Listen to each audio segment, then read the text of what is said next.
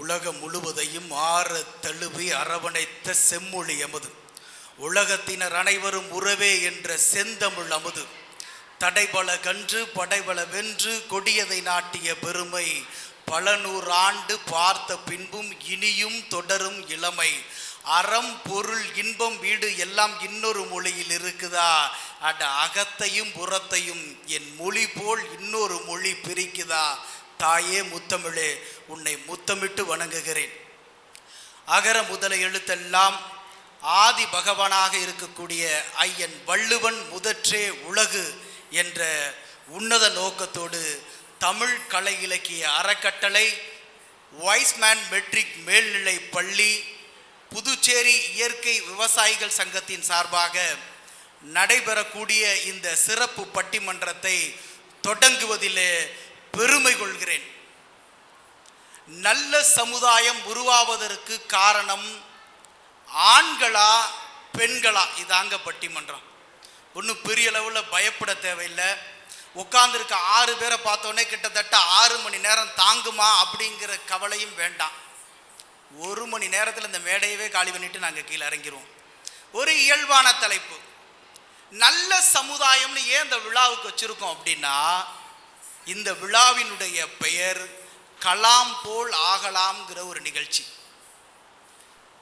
கலாம் ஐயா ஒரு நாள் இன்டர்வியூக்காக வெளிநாடு போய் உட்கார்ந்து இருக்கும்போது அந்த இன்டர்வியூ பண்ண நபர் என்ன சொல்லிட்டான், முகம் சரியில்லை, ஹேர் சரியில்லை, ஃபேஸ் ரிஃப்ளெக்ட் ஆகல, த இன்டர்வியூக்கு இஸ் நாட் ஃபிட் அப்படின்னு சொல்லி ஒமிட் பண்ணிடுறான். வெளிநாட்டு இன்டர்வியூனால இங்கிலீஷில் பேசுகிறேன், தப்பாக நினைக்காதீங்க.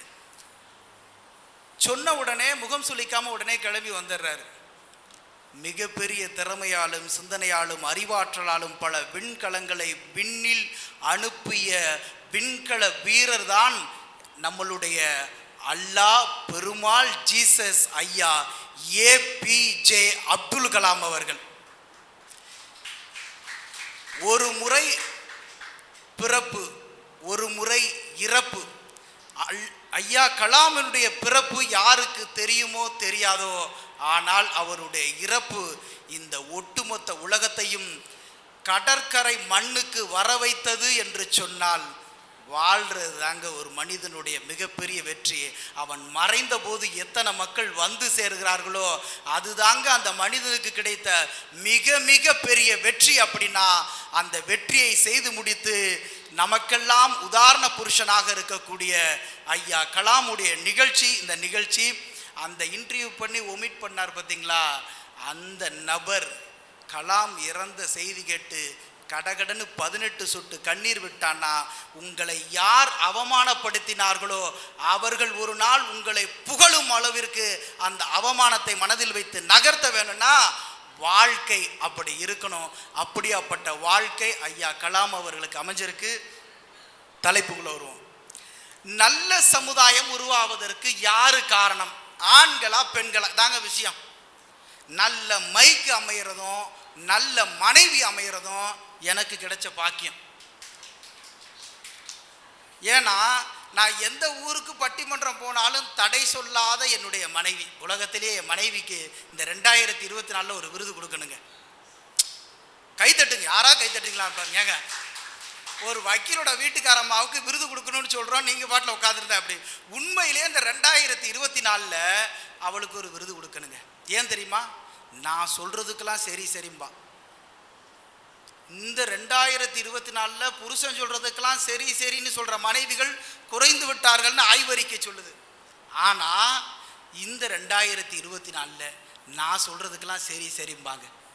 நான் தாண்டி துணி துவைக்கிறமே சரிம்பா, நான் தாண்டி பாத்திரம் வளர்க்குறமே சரிம்பா. ஏய், நான் தான் இன்னைக்கு வீட்டு வேலையை பூரா செய்வேன், நீ சேரில் உட்காந்து வேடிக்கை பார்க்கறதோட நின்றுனா அப்படின்னா அதுக்கும் சரிம்பா. இப்படி சரின்னு சொல்கிற மனைவி உலகத்தில் எங்கேயா பார்த்துருக்கீங்களா? வெளியிலேருந்து பார்க்குறவனுக்கு ரொம்ப பெருமையாக சொல்லுவாங்க, வக்கீல் பாடுறான், நம்மளாம் வீட்டு வேலை செய்கிறோம், வக்கீல் பொண்டாட்டி அதட்டிக்கிட்டு இருக்காங்க. நான் தாண்டி பாத்திரம் வளர்க்குறமே சத்தம் அதிகமாக இருக்கும், நான் சொல்கிறதெல்லாம் கேட்கணுமே சத்தம் அதிகமாக இருக்கும். நான் தாண்டி பாத்திரம் வளர்க்குறமே சத்தம் அமைதியாக இருக்கும். ஏய் அப்படிங்கிற சத்தம் அதிகமாக இருக்கும். இன்னைக்கு வீட்டு வேலையெல்லாம் நான் செஞ்சிடறேம்மா அப்படிங்கிற சத்தம் கம்மியாக இருக்கும். அது மனைவி, இது மைக்கு. பட்டிமன்ற பேச்சாளருக்கு ரொம்ப முக்கியமானது இந்த கோல் தான். உண்மையிலேயே நான் ஊருக்கு போகிற ஒவ்வொரு ஊர்கள் பட்டிமன்றத்துலையுமே பார்த்தீங்கன்னா இதை டொக்கு டொக்கு டொக்கு டொக்கு டொக்குன்னு தட்டி சரி பண்ணுறதே 1 மணி நேரம் வேலையாயிரும். ஆனால் வந்த உடனே பாண்டிச்சேரி மண்ணால் எப்பவுமே கிக்கு இல்லையா, அந்த மாதிரி மைக்கு நல்லா கிக்காக இருக்குது. ரொம்ப அற்புதமான ஆடியோ. சின்னதாக ஒரு விஷயங்க, ஆணுங்கிறது யார், பெண்ணுங்கிறது யார், இதுதான் காலங்காலமாக நம்மளுடைய பாட்டியெல்லாம் கல்யாணம் ஆன 1 வாரத்தில் கேட்பாங்க, 1 மாதத்தில் கேட்பாங்க, 1 வருஷம் கழித்து ஒரு கேள்வி கேட்குங்க. என்னடா குமார் சொல்லி கல்யாணம் பண்ணின்னு வந்ததில் எந்த ஒன்றும் எந்த விசேஷத்தையும் காணா, வவுத்தில் ஏதாவது புழு பூச்சி உண்டாயிருக்குது. நமக்கு புரிய வாரி போட்டுரும். புழு பூச்சின்னு சொல்கிறாள் இந்த கிளவி, என்னன்னு தெரியலையே அப்படிங்கிற பல யோசனையில் போய் ஆராய்ந்து பார்த்தா 40 வருஷத்துக்கு முன்னாடி மனுஷன் பேசினதான் இன்னைக்கு நம்ம தத்துவம்னு பேசிட்டு இருக்கோம். அந்த கிளவி புழு பூச்சின்னு எதை சொல்லுதுன்னா, புழுன்னா ஆண் குழந்தை, பூச்சின்னா பெண் குழந்தை. இந்த புழுங்கிறது எவ்வளவு வளர்ந்தாலும் அங்கனக்குள்ளேயே இருக்கும். நல்ல வசதியானவனுக்கு மட்டும் மகனாக பிறந்துட்டான்னு வச்சுங்களேன், அங்கேயே இருந்து அப்பனை ஜால்ஜா பண்ணி அப்படியே அந்த சொத்துக்கு உரிமைதாரராகி அப்படியே சொத்தை ஆட்டை போடுறதுனால ஆண் குழந்தைக்கு பேரு புழு, பூச்சின்னு பெண் குழந்தைக்கு வச்சுருப்பான். ஏன் தெரியுமா? பூச்சி எப்போதுமே பிறந்தவன் மட்டும்தான் அங்கனே கிடக்கும், கொஞ்சம் ரெக்க முளைச்சிருச்சு பறந்துடும். அதுபோல பெண் குழந்தைகள் பிறந்து பூப்படைந்து விட்டால் அவள் இன்னொரு வீட்டு சொத்து என்பதால் அந்த பெண் குழந்தைகளை பூச்சின்னு அந்த கிளை சொல்லியிருக்காங்க. யோசிச்சு பாருங்க, 40 வருஷத்துக்கு முன்னாடி நம்ம தமிழன் பேசுனது தாங்க இன்னைக்கு நம்மளுடைய தத்துவ புத்தகங்களா படிச்சுட்டு இருக்கோம். 3000 ஆண்டுகளுக்கு முன்னால இரவு பகலாக எழுத்தாணி கொண்டு எழுதின வள்ளுவன் எழுதினது தாங்க இன்னைக்கு உலக பொதுமுறைன்னு சொல்றோம். போற போக்கில் நாம படிச்ச விஷயங்களா நம்மளுடைய மக்களுக்கு சேர்க்கணுங்கிறதுக்காக 100 ஆண்டுகளுக்கு மேலாக எழுதின காப்பியங்கள் தாங்க நம்மளுடைய வரலாறா மாறி இருக்குன்னா, தமிழன் பேசுகிற ஒவ்வொன்றும் பேச்சல்ல வரலாறு என்பதை உறுதி செய்திருக்கிறது இந்த மேடை. ஆண்களா பெண்களா, ஒரு சின்னதா ஒரு பட்டிமன்றம் தான். இவங்களுக்கெல்லாம் வழி விடலைன்னா செல்வமணி சார் சொல்லுவாரு, என்ன பேச்சாளர்னு கூப்பிட்டான், பேசுன்னு சொன்னான், இந்தாலே பேசிக்கின்னு இருக்கான் அப்படின்ட்டுருவாங்க. அதனால அருமையான 6 பேச்சாளர்கள் இருக்காங்க. ஒரு சின்ன இன்ட்ரோ தான். நான் ஒரு நடிகன், யாருக்காவது தெரியுமா? நான் ஒரு 25 படம் நடிச்சிருக்கேன். 56 கார்களுக்கு முன்னாடி தான் போவேன். 1000 பேர் என்கிட்ட ஆட்டோகிராஃப் கேட்பான், லட்சக்கணக்கான பேர் எனக்காக காத்திருப்பான். நான் உண்மையிலே பெரிய நடிகன். பல 100 படங்கள் நடிச்சிருக்கேங்க, பல 100 படங்கள் நடிச்சிருக்கேன், பல லட்சம் கார்களில் போயிருக்கேன், பல ஊர்களுக்கு சீஃப் கெஸ்டாக போயிருக்கேன். கொஞ்ச நேரம் கழிச்சு தான் தெரிஞ்சிருக்கு அதெல்லாம் கனவுன்னு தூங்கிக்கிட்டே கண்டிருக்கேன். கனவுங்க. அந்த 1 மணி நேர கனவுல நான் நடிகர் ஆகிட்டேன், கார் வாங்கிட்டேன், பங்களா வாங்கிட்டேன், சிறப்பு அழைப்பாளர் ஆகிட்டேன், புதுச்சேரியில் எனக்கு பெரிய லாட்ஜில் ரூம் போட்டு எனக்காக காத்திருக்காங்க 2000 பேர் பார்க்குறதுக்கு. கனவு. நான் கண்ட கனவு கனவுனாலும் நல்ல லாட்ஜில் தங்கிட்டேன், 1000 பேருக்கு ஆட்டோகிராஃப் போட்டுட்டேன், 100 காரில் போயிட்டு வந்துட்டேன், BMW 10 காரில் போயிட்டு வந்துட்டேன். வாழ்க்கை என்பது ஒரு கனவு, அவ்வளவுதான். நேற்று பிறந்தோம், நாளை இறக்கிறோம். இந்த 24 மணி நேரத்தை இறைவன் அதிகமாக நமக்கு 74, 80, 90ன்னு வயதாக கொடுத்துருக்கா. அவ்வளோதான். இருக்கிற வரைக்கும் சந்தோஷமாக இருங்கள், இருக்கிறவர்களை சந்தோஷமாக வைத்துக் கொள்ளுங்கள். வாழ்க்கை என்பது பட்டாம்பூச்சி, வாழ்க்கை என்பது பட்டாம்பூச்சி, கையில் இருக்கிற பட்டாம்பூச்சி. இறுக்கி பிடிச்சா இறந்துரும், லேசா விட்டா பறந்துடும். இருக்கிற வரைக்கும் வாழ்க்கையை சந்தோஷமா வச்சுக்கங்க. ஆண்கள் பெண்கள் அப்படின்னு 2 விஷயத்த சொல்லலாம். இந்த ப்ரோக்ராமுக்கு ஞாயிற்றுக்கிழமை ஒரு ப்ரோக்ராம் சொன்னோன்னே சுப்பிரமணி சாரு கரெக்டாக 9:55 வந்துட்டார். ஆனால் அவங்க மனைவி 10:15 தான் வர்றாங்க. இவர் 10:15 அவங்க மனைவி வர்றதுக்குள்ள எங்கம்மா வந்துட்டேன், நம்ம தாம்மா பண்ணோம், நம்ம தாம்மா சீக்கிரம். காலையில் ஏந்திரிச்சோமா, குளிச்சோமா, சட்டையை போட்டோமா, கிளம்புனோமா, சதீஷ் கூப்பிட்டாருன்னு போய் பார்த்தோமா, அவர் கூட டிஃபனு தின்னோமா, அப்படியே ப்ரோக்ராம் வந்தோமாங்கிறது ஆண்களுடைய வாழ்க்கை. வீட்டை சுத்தம் பண்ணணும், அடுக்கி வச்சுட்டு வரணும், களைஞ்ச துணிகளை துவைச்சி வச்சுட்டு வரணும், வேலைகளை செஞ்சுட்டு வரணும், அடுத்த வேளை பிள்ளை சாப்பிட்றதுக்கு சமைச்சு வச்சுட்டு வரணும், புருஷன் சாப்பிடாம போயிருப்பாருன்னா அவருக்கு கொஞ்சம் டிஃபனில் போட்டு எடுத்துகிட்டு வரணும்னு வீட்டில் பல 100 வேலைகளை பார்ப்பவர்கள் தான் பெண்கள். இந்த ஆண்கள் இந்த சமுதாயத்தை நல்ல முறையில் உருவாக்குகிறார்களா இந்த பெண்கள் நல்ல சமுதாயத்தை உருவாக்குகிறார்களா? ஒருத்தர் பெரிய அமைச்சராயிருப்பார், அமைச்சராய் அவர் பெரிய ஆட்சி கட்டில் உட்காந்து பெரிய ஆளாயிருப்பார். அவருடைய அடுத்த ஆசை என்னவா இருக்கும்? தன்னுடைய மகனையும் அமைச்சராக்கணும், தன்னுடைய மகனையும் எம்எல்ஏ ஆக்கணும், தன்னுடைய மகனையும் பெரிய அரசியல்வாதி ஆக்கணும். ஆனால் உண்மையிலேயே வாழ்க்கையினுடைய அத்தனை அஸ்திரங்களையும் இந்த மண்ணுக்காக ஒப்படைத்து சென்று விட்ட காமராஜர் போல ஒரு நல்ல அமைச்சராக இருந்தால் நல்ல மகன்களை உருவாக்கி இருக்க முடியும். ஆனால் பல கரப்ட் அமைச்சர்களாக இருந்தால் இன்னும் பல கரப்ட் வாரிசுகளைத்தான் உருவாக்க முடியும். அதனால அது வரைக்கும் நல்ல சமுதாயத்தை நீங்கள் உருவாக்க முடியாதுன்னு உங்களை பற்றி சொல்கிறேன்.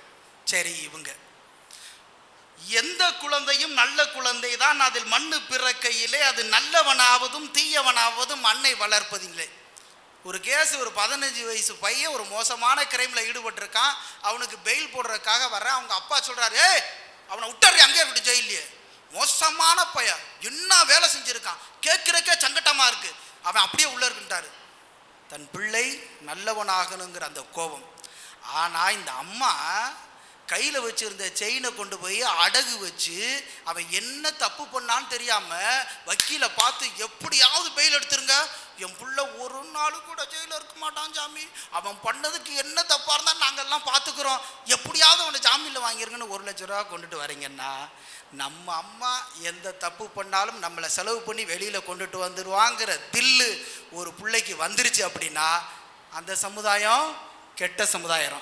அது வரைக்கும் நீங்கள் 3 பேரும் பேசுகிற வரைக்கும் நல்ல சமுதாயத்தை உருவாக்குபவர்கள் பெண்களா ஆண்களாங்கிற ஒரு சின்ன பட்டிமன்றத்தோடு தொடங்குவோம். முதலாவதாக நம்மளுடைய பள்ளியின் முதல்வர் ஐயா ஆரோக்கியராஜ் அவர்களை வாங்க. அன்னை தமிழை வணங்கி மிக அருமையான ஒரு பணிவு குணம் உண்ட நல்ல நடுவர், மனைவியிடம் எப்படியெல்லாம் அமைதியாக அழகாக அடக்கமாக வாழ்கிறார் என்பதை தெல்ல தெளிவாக சொன்னார். அவருக்கு ஸ்பெஷல் வணக்கம். இந்த பள்ளிக்கும் எனக்கும் ஒரு தொடர்பு இருக்கிறது. 22 ஆண்டுகளுக்கு முன்னால் இந்த பள்ளியிலே நான் வேதியியல் ஆசிரியராக பணிபுரிந்தேன். இன்று இந்த பள்ளியின் இயக்குநராக இருக்கிற மரியாதைக்குரிய என்னுடைய மாணவ இளவல் அன்பு சகோதரர் வழக்கறிஞர் சமூக ஆர்வலர் புதுச்சேரியினுடைய எதிர்கால அரசியல் நம்பிக்கை நட்சத்திரம் மௌலி அவர்களை மனமாற வணங்கி மகிழ்கிறேன். என்னோடு என் அணிக்கு வலு சேர்க்க வந்திருக்கின்ற அருமை சகோதரி அருமை நண்பர் செல்வமணி அவர்களே, நான் சொல்லுகின்ற கருத்துக்களை எல்லாம் நாங்கள் சொல்லுகின்ற கருத்துக்களை எல்லாம் அப்படியே ஆமோதித்து எஸ் பட்டம் போட இருக்கின்ற என்னுடைய அருமை சகோதரிகளே, உங்களுக்கெல்லாம் வணக்கம். ஆந்தோர்களே சார்ந்தோர்களே, அவை நிறைந்த நல்ல உள்ளங்களே, உங்களை எல்லாம் வணங்கி மகிழ்கிறேன். நல்ல தலைப்பு. அவர் சொன்னார், நம்முடைய கலாமுடைய உறுதிமொழி எடுக்கும்போது சொன்னார், படிக்கலாம், உழைக்கலாம், கலாம் கலாம். இன்னைக்கு ஞாயிற்றுக்கிழமை, நீங்களாம் சிரிக்கலாம், மகிழ்ச்சியாக இருக்கலாம், சந்தோஷமாக இருக்கலாம். கொஞ்சம் சிரிங்களேன், ட்ரை பண்ணுங்களேன், வேற ஒன்றும் இல்லை. இவ்வளோ இருக்கமா? இது சாதாரண தலைப்பு. இலக்கியங்கள்லேருந்து வரலாற்றுலேருந்து பெரிய சான்றுகள்லாம் நாங்கள் சொல்ல வரல. ஒரு மனுஷனுக்கு முக்கியமான இடம் 3: ஆண், குடும்பம், தொழில், சமூகம். முடிஞ்சு போச்சு அவன் வாழ்க்கை. நல்ல சமுதாயம்னா என்ன? அன்பான சமுதாயம், அமைதியான சமுதாயம், அழகான சமுதாயம், மகிழ்ச்சியான சமுதாயம், பொருளாதாரத்தில் ஒரு நிறைவு பெற்ற சமுதாயம். இது இருந்தால் போதும். ஆணுக்கு தேவை மகிழ்ச்சி, சந்தோஷம். அது வீட்டில் இருக்கா? பெரிய கேள்விக்குறி. ஓடா உழைச்சி மாடா உழைச்சி வீட்டுக்கு வரான், வீடு நிம்மதியா இருக்கா? வீடா இருக்கா? தெரியலையே. முடிவெடுக்கிறதுல பெண்களை மாதிரி ஒரு சாமர்த்தியம் பெறவங்க நீ பார்க்கவே முடியாது. வீடா இருக்கா? ஆமா, இது தெரியாது. வீடா இருக்கா? தெரியாது. வீடு பாதிப்பு நிறைய இருக்கு, அது மட்டும் தெரியுது. இப்போ என்னன்னா, வீட்டுல ஒரு நாள் என்ன பண்ணிருக்காரு செல்வமணி சார், வீட்டுக்கு கத்திரிக்காய் வாங்கிட்டு போயிருக்காரு. முத்தின கத்திரிக்காய் போயிடுச்சு. அவங்க வீட்டம்மா பார்த்துட்டு, கத்திரிக்காய் வாங்க தெரியாது, முத்தின கத்திரிக்காய் வாங்கிட்டு சொல்லி மறுநாள் சரி இன்னைக்கு எப்படியா நம்ம சர்டிஃபிகேட் வாங்கிடணும்னு சொல்லிட்டு நல்ல பிஞ்சு கத்திரிக்காய் வாங்கிட்டு போயிருக்காரு. சாம்பாரில் போட்டால் கத்திரிக்காய் பூரா குழஞ்சி போச்சு. ஏதாவது நேற்று மொத்தம் முத்தல், இன்னைக்கு மொத்தம் பிஞ்சு. என்னதாடி சே, ஒரு தமிழ் ஆசிரியருக்கு இப்படிப்பட்ட இழுக்கா இன்னைக்கு பாரு அப்படின்னு சொல்லிட்டு சந்தையில் போய் தேடி தேடி அழகாக ஒரு நடுத்தரமான கத்திரிக்காய் வேணும் மறுநாள் கொடுத்துருக்காரு. உனக்கு இந்த கத்திரிக்காயை விட்டால் வேற காய் வாங்கவே தெரியாது. இதுதான் உன் வாழ்க்கையா? என்ன நீ எப்படியும் நீங்க எந்த கொஸ்டின் போட்டாலும் எப்படியாவது ஒரு டேக் வச்சிருவாங்க. இல்லைங்கய்யா, எல்லா வீட்லையும் கேட்குற ஒரே கேள்வி ஐயா, இது யூனிவர்சலா எல்லா ஆண்களும் ஒத்துக்கொள்ளக்கூடிய விஷயம். மிகப்பெரிய கேள்வி. இந்த கேள்விக்கு எந்த யூனிவர்சிட்டி சிலபஸ்லையும் உங்களுக்கு விடையே கிடைக்காது. நமக்கு அவ்வளோ கௌரவம் கொடுப்பாங்க. காலையில் ஏஞ்ச உடனே, ஏங்க இன்னைக்கு என்ன சமைக்கட்டும், ஏங்க என்ன சமைக்கட்டும், நமக்கு அப்படியே உச்சி குளிந்துரும். அடாடாடாடாடா. ஆனால் நீங்கள் சொன்ன ஒரு வெங்காயம் கூட மத்தியான சாப்பாட்டில் இருக்காது. என்னம்மா நான் ஏதோ லிஸ்ட் போட்டேன் நீ ஏதோ வச்சிருக்கேன். ஆமாம் நீங்கள் சொன்னீங்க, ஆசைப்பட்டீங்க. ஃப்ரிட்ஜை திறந்து பார்த்தேன், மோசமாக அழுகி போய் வீணாக போகிற ஸ்டேஜில் இருந்து அதை இன்றைக்கி பண்ணிட்டேன். நாளைக்கு அழுக போகிறது நாளைக்கு பண்ணிடுறேன், முடிஞ்சு போச்சு. முடிவுகளை தெளிவாக எடுக்கக்கூடியவங்க. அழகாக இன்னொரு விஷயம் கேட்பாங்க, இன்னொரு கேள்வி. ஏதாவது ஃபங்க்ஷன் கிளம்பணுன்னா 2 ட்ரெஸ் எடுத்து வந்து காட்டுவாங்க. ஏங்க இது ஓகேவா இது ஓகேவா? நம்ம என்ன பண்ண முடியும்? இந்த மாதிரி கேள்விலாம் நமக்கு வாழ்க்கையில் கேள்விப்பட்டதே கிடையாது.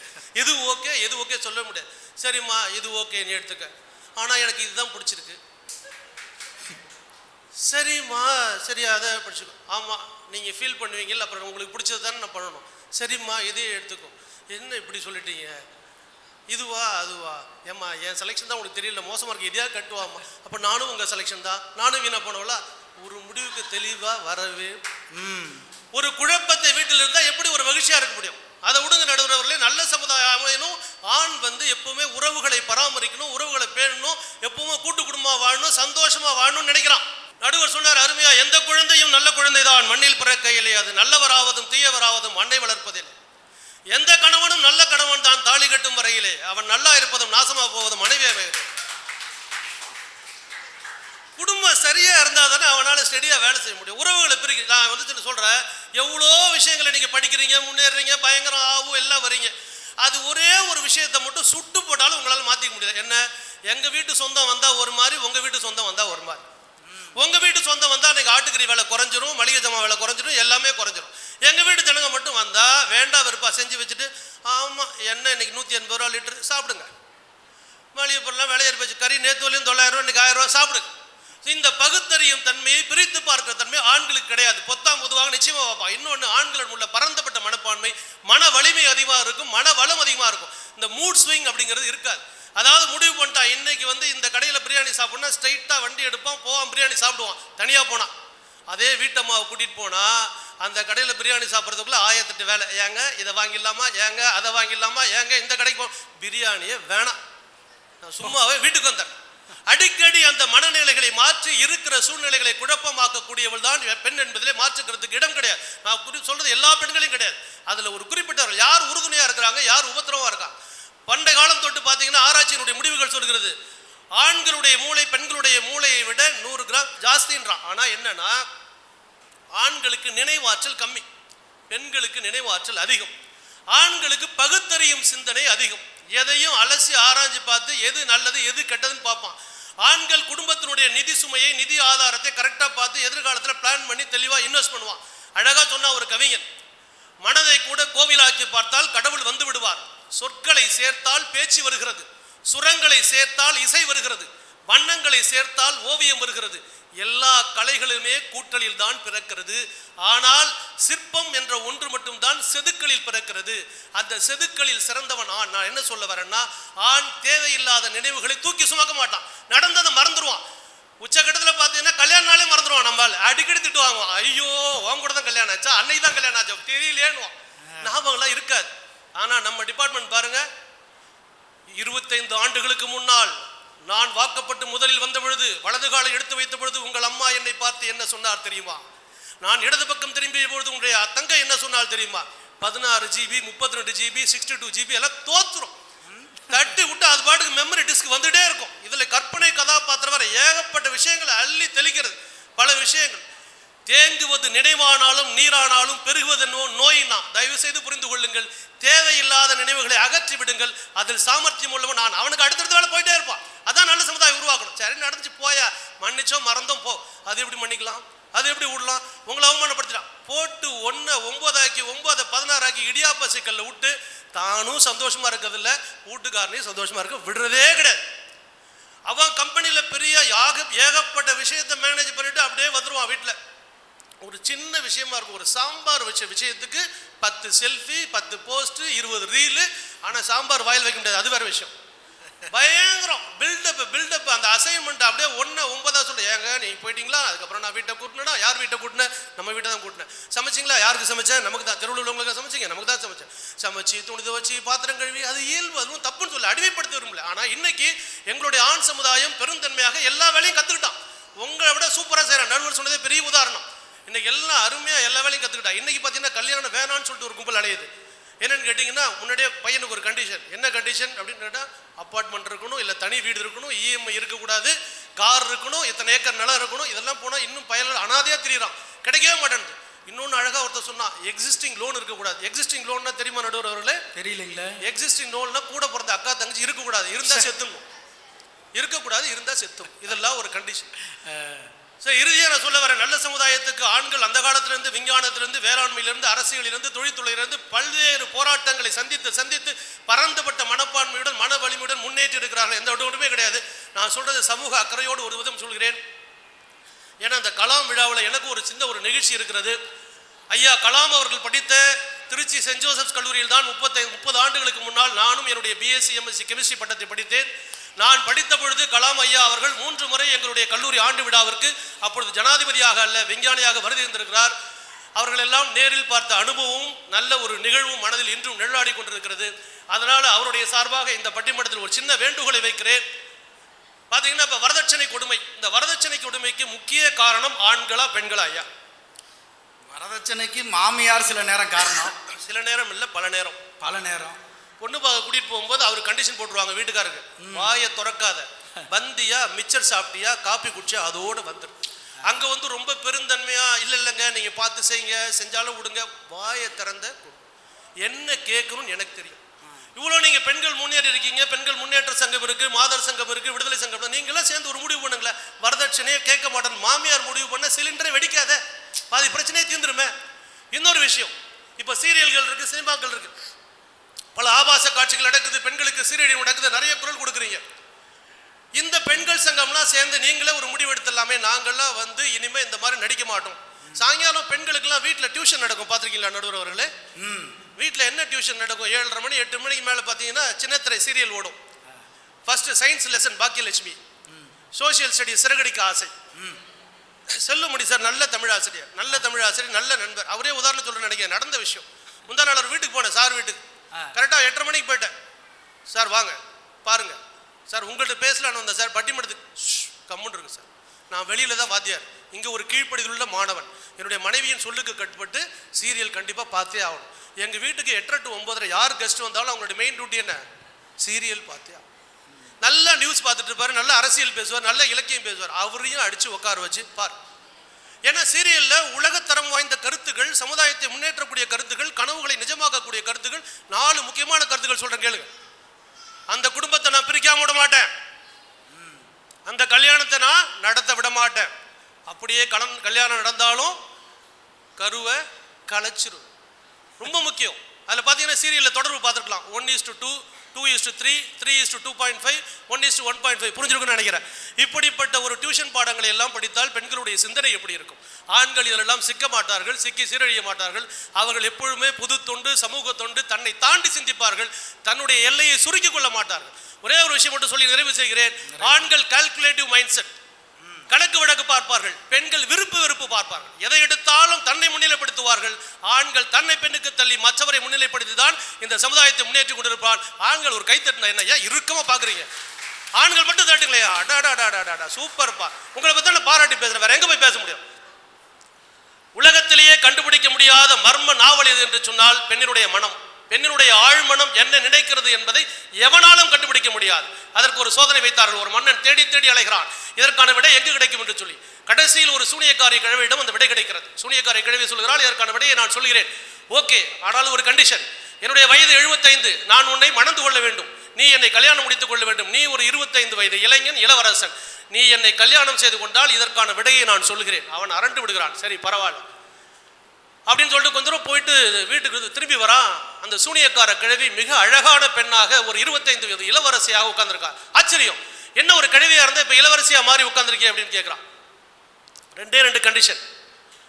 உன்னோடு நான் வெளியில் வரும்போதெல்லாம் அழகான இளவரசியாக வெளியே வருவேன், வீட்டில் இருக்கும்போது சூனியக்கார கிழவியாக இருப்பேன். இது நம்பர் 1. இது ஓகேவான்னு பாரு. இல்லையா, வெளியில வரும்போது நான் சூரியக்கார கிழவியாக வருவேன், வீட்டில் இருக்கும்போது இளவரசியாக இருப்பேன், எது உனக்கு தேவை? Choose the correct answer. மன்னன் முழிச்சான். எப்பவுமே கேள்வி கேட்பதும் அவர்களே, பதில் சொல்வதும் அவர்களே. ஒரு ஒப்புக்கு நம்மளை கேட்பாங்க. மன்னன் உஷாரானவன். இதற்கான முடிவை நீயே எடுத்துக்கொள், சுதந்திரம் உனது அப்படி என்று சொன்னான். அப்பொழுது அவள் மனமகிழ்ச்சியுடன் ஏற்றுக்கொண்டாள். அப்போதான் அதுக்கு விடை சொன்னால், எப்பொழுதுமே ஒரு பெண் தனக்கான முடிவை தானே எடுக்கின்ற பொழுது இளவரசியாக இருக்கிறாள், தனக்கான முடிவை தன்னுடைய முடிவில் அடுத்தவர்கள் தலையிடுகின்ற பொழுது சூனியக்கார கிழவி அல்ல, ராட்சசி அல்ல, பேய் அல்ல, அதை விட தாண்டி மாறி விடுகிறாள். என்ன கூட ஒருத்தர் கேட்டார், என்ன சார் பிரின்சிபலா இருக்கீங்க, அப்படியே வெளியில சூப்பரான சிங்கம் போல இருப்பீங்க. வெளியில் நான் சிங்கம், வீட்டிலே நானும் சிங்கம் தான், ஆனால் மேலே துர்காதேவி அமர்ந்திருப்பாள் என்ற நல்ல செய்தியை சொல்லிக்கொண்டு, ஆண் சமுதாயம் என்றுமே தன்னை தாண்டி சமூக சிந்தனையோடு சிந்திக்கின்ற சமுதாயம் என்று சொல்லி எல்லா பெண்களையும் குறை சொல்லவில்லை. உங்களுடைய உறுதுணை எங்களை மேலும் உயர்த்தும், ஆனால் உங்கள் உபத்திரவம் எங்களை வீழ்த்தும் என்ற நல்ல செய்தியை சொல்லி, அன்பு நடுவர் வழக்கறிஞர், இப்பொழுது வழக்கறிஞர் வழக்கு மன்றத்திலே வழக்கறிஞராக இருக்கிறார். இவர் மாவட்ட நீதிபதியாக, உயர்நீதிமன்ற நீதிபதியாக, உச்ச நீதிமன்ற நீதிபதியாக வர வேண்டும், வருவதற்கு தகுதி இருக்கிறது. ஆனால் நீங்கள் எங்களுக்கான நல்ல தீர்ப்பை சொல்ல வேண்டும் என்று சொல்லி நன்றி பாராட்டி விடைபெறுகிறேன். நன்றி, வணக்கம். எனக்கு பிறகு நாற்காலியில் உட்காந்துக்கிட்டே பயந்துக்கிட்டு தீர்ப்பு சொல்ல போகிறது நானாக தான் இருக்குன்னு நினைக்கிறேன். உண்மையிலேயே நல்ல ஒரு அற்புதமான பேச்சு. ஆனால் ஒரு சின்ன விஷயம் பாருங்க, இந்த பட்டிமன்றத்துக்கு பேசுறதுக்காக நல்ல பேச்சாளர் செல்வமணி ஐயாவை கூப்பிட்டோம். அவர் சொன்னார், யார் யார் பேசுகிறாங்கன்னாரு. இந்த மாதிரி ரேவதி அம்மா பேசுகிறாங்க, ஆரோக்கியராஜ் ஐயா பேசுகிறாருன்னு. ஐயோ, ஆரோக்கியராஜ் பேசுகிறாருன்னா நான் வரலைங்கன்னாரு. எனக்கு பயமாக போச்சு. ஏங்கண்ணே? இல்லைங்க, அவர் வாரம் எங்கள் வீட்டுக்கு வர்றவர், எங்கள் வீட்டில் நடக்கிறத பூரா மேடையில் ஏற்றி விட்டுருவார், நீங்கள் வேற ஆண்களா பெண்களா வேற தலைப்பு வச்சுருக்கீங்க, சத்தியமாக நான் வரலைங்கன்னாரு. அந்த விஷயம் இப்போ தாங்க புரியுது. எதுக்கெடுத்தாலும் செல்வமணி ஐயாவே கொண்டாந்து மேடையில் இருந்துனா எப்படி? ஒரு முகநூலில் ஒரு கவிஞர் எழுதியிருந்தான், நல்ல கவிதையை அவன் மாற்றி எழுதியிருந்தான். எப்படி தெரியுமா? உறங்கையிலே பானைகளை உருட்டுவது பூனை குணம், காண்பதற்கே உருப்படியாய் இருப்பதையும் கெடுப்பதுவே குரங்கு குணம், ஆற்றில் இறங்குவோரை கொன்று இறையாக்கள் முதலை குணம். ஆனால் இது அத்தனையும் என் மனைவியிடம் மொத்தமாயிருக்குதடா அப்படின்னு எழுதியிருந்தான். ஏன்னா இன்னைக்கு மனைவிக்கு பயந்துக்கிட்டு தான் நாங்களாம் வெளியூர் வந்து நிகழ்ச்சி பண்ணுறோங்கிறத சால்சாப்பா சொல்கிறேன். அடுத்ததாக இவர்களுக்கு கருத்து சொல்ல ரேவதி அம்மா வாங்க. அன்னை தமிழுக்கும் அருந்தமிழ் சான்றோருக்கும் என் முதல் வணக்கம். இந்த அகிலமெல்லாம் போற்றுகின்ற நமது அப்துல் கலாம் ஐயா அவர்களின் நினைவை போற்றுகின்ற இந்த உன்னத நாளிலே உழவர்களெல்லாம் உலகுக்கு அச்சாணியாய் திகழ்கின்ற அந்த நிலையில் அவர்களெல்லாம் இங்கு ஒன்று கூடி இருக்கக்கூடிய இந்த நல்ல நாளிலே தமிழ்கலை இலக்கிய மன்றம் அறக்கட்டளை நிறுவனம் ஒரு சிறப்பான பட்டிமன்றத்தை இங்கு நடத்தி கொண்டிருக்கிறது.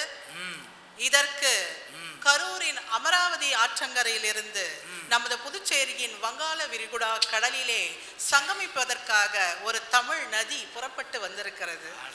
அந்த இளம் தமிழ் அறிஞர் வழக்குரைஞர் சதீஷ் ஐயா அவர்களை எங்களுடைய நடுவராக இங்கு நாங்கள் காண்பதிலே பெரும் மகிழ்வு கொள்கிறோம்.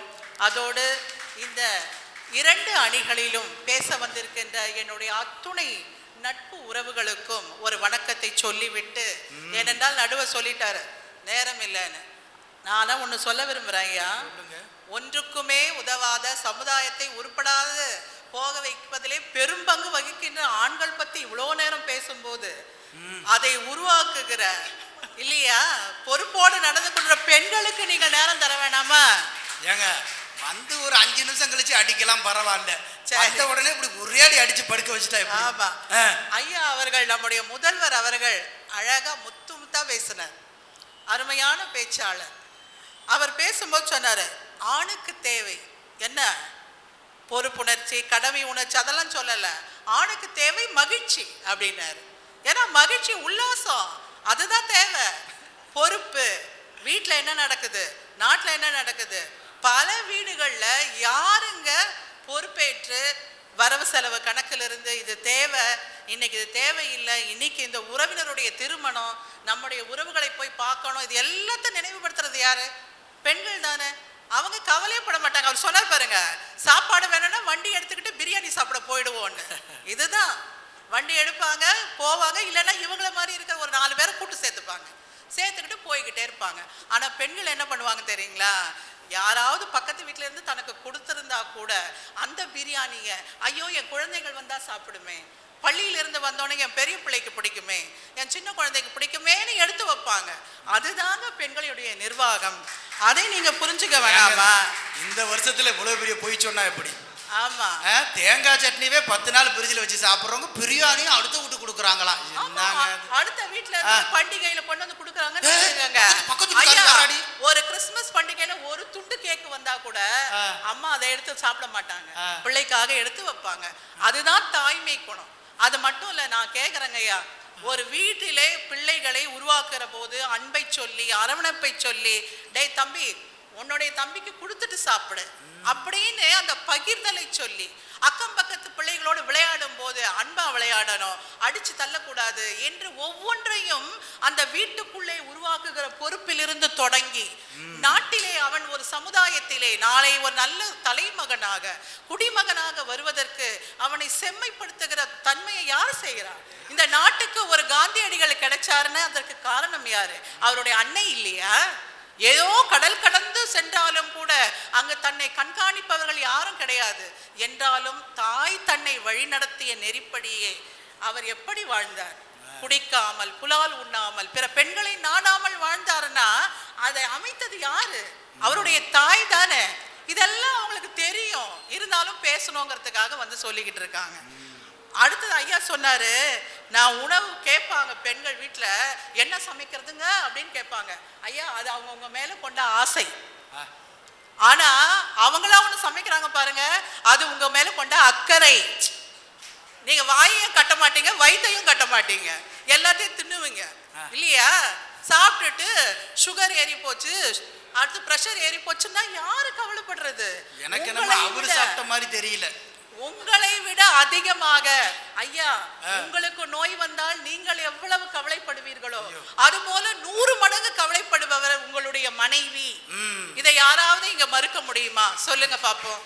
அதனாலதான் எனக்கு கெட்டு போனதெல்லாம் நம்ம வீட்டுக்காரர் கொடுத்துட்டோமே, நம்மளாலதானே அவருக்கு வியாதி வந்துச்சுன்னு கவலைப்படுறாங்க. அதனாலதான் அவங்க பார்த்து நீர்க்காயா செய்து கொடுக்குறாங்க. உங்களுக்கு எப்படி பிடிக்கும்? சவ் சவ்வும் கோசு கூட்டம் பிடிக்குமா? பிடிக்காது. ஆனால் அது உங்கள் உடல் மீது அவர் கொண்ட அக்கறை என்பதை நீங்கள் நினைவு கொள்ள வேண்டும். அது மாதிரி மறந்து போயிடுவாங்க.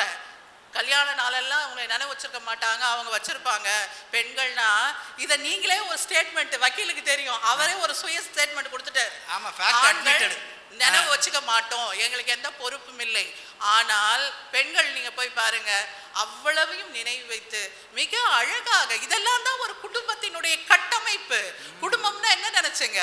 வெறும் ஆணும் பெண்ணும் ஒன்று சேர்ந்து இணைந்து பிள்ளை குட்டிகளை பெற்றுக்கொள்வது மட்டும்தானா? இல்ல, அன்பை வளர்த்து அறத்தை தழைக்க செய்து இல்லத்திலே அன்பையும் இந்த சமுதாயத்திற்கு அறத்தையும் உணர்த்துவது தாங்க குடும்பம். அதற்கு தலைமை தான் பெண்கள். எனக்கு தெரிஞ்சு பல ஆண்கள் நீங்க போய் கேட்டு பாருங்க. நான் கேட்டேன், ஐயா +1 சேர்த்திருக்கீங்களே உங்க பையனை, என்ன குரூப்னு? அவர் முழிக்கிறாரு, என்ன குரூப்பா தெரியலீங்களே. அதே அவங்க அம்மா கிட்ட போய் கேட்டு பாருங்க, அவங்க உடனே சொல்லுவாங்க. இதுதான் ஆண்களுக்கும் பெண்களுக்கும் உள்ள ஒரு வித்தியாசம். அது மாதிரி ஐயா சொன்னாரு, எதையோ பார்த்து சாம்பாரை வைக்கிறாங்க, ஆனா வாயில தான் வைக்க முடியலன்னு சொல்லி. இன்றைக்கு பொருளாதார சுமையை பகிர்ந்து கொள்வதற்காக ஆணுக்கு நிகராக, ஏன் இன்னும் ஒரு படி மேலே போய் ஆணுக்கும் மேலாக வீட்டிலும் உழைத்து வெளியிலும் உழைத்து கூலி வேலை செய்வதிலிருந்து, கூடையிலே மண்ணள்ளி கல்லள்ளி சுமப்பதிலிருந்து வான்வெளி வரைக்கும் சென்று இன்றைக்கு வேலையை பார்த்து கொண்டிருக்கக்கூடிய அந்த பெண்கள் உங்களுடைய பொருளாதார சுமையை பகிர்ந்துக்கும் போது நீங்க போய் ஒரு நாள் சாம்பார் வைக்க வேண்டியது தானே, நீங்க போய் ஒரு நாள் ரசத்தை வைக்க வேண்டியது தானே. அது கிடையாது. அந்த முயற்சியை ஒரு நாளும் ஆண்கள் செய்வதில்லை. ஆனா சாப்பிட்டுட்டு இது குத்தம் அது குத்தம், இதுல உப்பு இல்லை இதுல காரம் இல்லைன்னா உங்களுக்கு மனசாட்சியே இல்லைங்கிறது அர்த்தம். அதைத்தான் சொல்ல முடியும் என்று சொல்லி, அது போல வரதட்சணை கொடுமையெல்லாம் சொன்னார். உண்மைதான், ஒரு காலத்தில் இதெல்லாம் இருந்தது, நான் இல்லைன்னு சொல்லல. ஆனால் இன்றைக்கு காலம் மாறிவிட்டது, பெண்களுடைய மனநிலை மாறிவிட்டது. இன்று பல பிள்ளைகள், மிகுதியான பிள்ளைகள், அம்மா நான் இந்த பெண்ணை விரும்புற, திருமணம் செய்து கொள்கிறேன்னா அந்த காதலை யாரிடம் வந்து சொல்றாங்க? அம்மா கிட்ட வந்து சொல்றாங்களா, அப்பா கிட்ட வந்து சொல்றாங்களா? அம்மா கிட்ட தான் வந்து சொல்லுவாங்க பெரும்பான்மையான பிள்ளைகள். அது மட்டும் இல்ல, இன்றைக்கு அதையும் தாண்டி மனம் ஒருபட்ட பிள்ளைகள் ஒன்றாக வாழத் தொடங்குகின்ற அந்த கலாச்சாரம் கூட இன்றைக்கு வந்துவிட்ட நிலையிலே இதெல்லாம் பழமையா போய்கிட்டு இருக்குது. எனவே இதையெல்லாம் விட்டு விடுவோம். எனவே இதையெல்லாம் நீங்க நினைச்சு பார்க்கணும், நினைத்து பார்க்காமல் பேசக்கூடாது. இன்னொன்னு ரொம்ப அருமையா சொன்னாங்க, நான் கூட சிந்திச்சது உண்டு, ஐயாவும் அதை சொன்னாங்க, இந்த பெண்கள் எப்ப பாரு சீரியலை பார்த்துக்கிட்டு இருக்கிறாங்க அப்படின்னு. இது பொதுவாக வைக்கப்படுகிற குற்றச்சாட்டு, உண்மைதான், இதை நாங்கள் மறுக்கவில்லை. ஆனால் அதுக்கு காரணம் என்ன? இவர் எப்ப பாரு செல்போனை வச்சு பார்த்துக்கிட்டே இருக்கிறது. பொண்டாட்டி கிட்ட பேசினா தானே, பேச்சே கிடையாது. வீட்டுக்கு வருகிற ஆண்கள் பலர் கைகளை கைபேசியில வச்சுக்கிட்டு, ஒரு அம்மா சொல்றாங்க, ஏமா அவர் பாத்ரூம் உள்ள போகும்போது கூட செல்போனை எடுத்துக்கிட்டே போறாரு, அது உள்ள போய் செல்போனை வச்சு என்ன பண்ணுவாருன்னு கேக்குறாங்க. இதுக்கு யாருங்க பதில் சொல்றது? அங்கதான் நாங்க செய்தி பார்ப்போம். ஆமாமா, அங்கதான் Facebook ஃப்ரெண்ட் எல்லாம் பார்ப்போம். எங்க பார்க்க விடுறீங்க கால்ல உட்கார்ந்திருக்கும். அப்போ அங்கு சென்று பெரும்பான்மையான ஆண்கள், ஐயா சொன்னது போல எல்லா ஆண்களையும் இங்கு குறை சொல்வதில்லை, பெரும்பான்மையான ஆண்கள் இப்படி அந்த செல்போனையே கட்டி கொண்டு மனைவியாக குடும்பம் நடத்துகிற போது அப்பாவி பெண்கள் சீரியலை தானங்கயா பார்ப்பாங்க, வேற எதை பார்க்க முடியும்? எனவே இதையெல்லாம் நீங்கள் மனதில் கொள்ள வேண்டும் என்று சொல்லி, இன்றைக்கு அல்ல, காலம் காலமாக இந்த உலகம் தொடங்கியதிலிருந்து, ஏன் இந்த உலகத்தையே உருவாக்கியவள் பெண் தானங்க. நாம் பார்க்கிறோம், சிவம் என்பது செத்து கிடக்கும், சக்தி தான் அந்த சிவத்தையும் இயக்கும் என்று சொன்னா, இந்த உலகத்தையே படைத்து அதை ஆட்சி செய்பவள் பெண் தான். அது மட்டுமல்ல, ஆதி கால மனிதன் வேட்டை சமூகமாக இருந்த போது அதை வழி நடத்தி அந்த சமுதாயத்துக்கு தலைமையேற்றவள் பெண் தான்.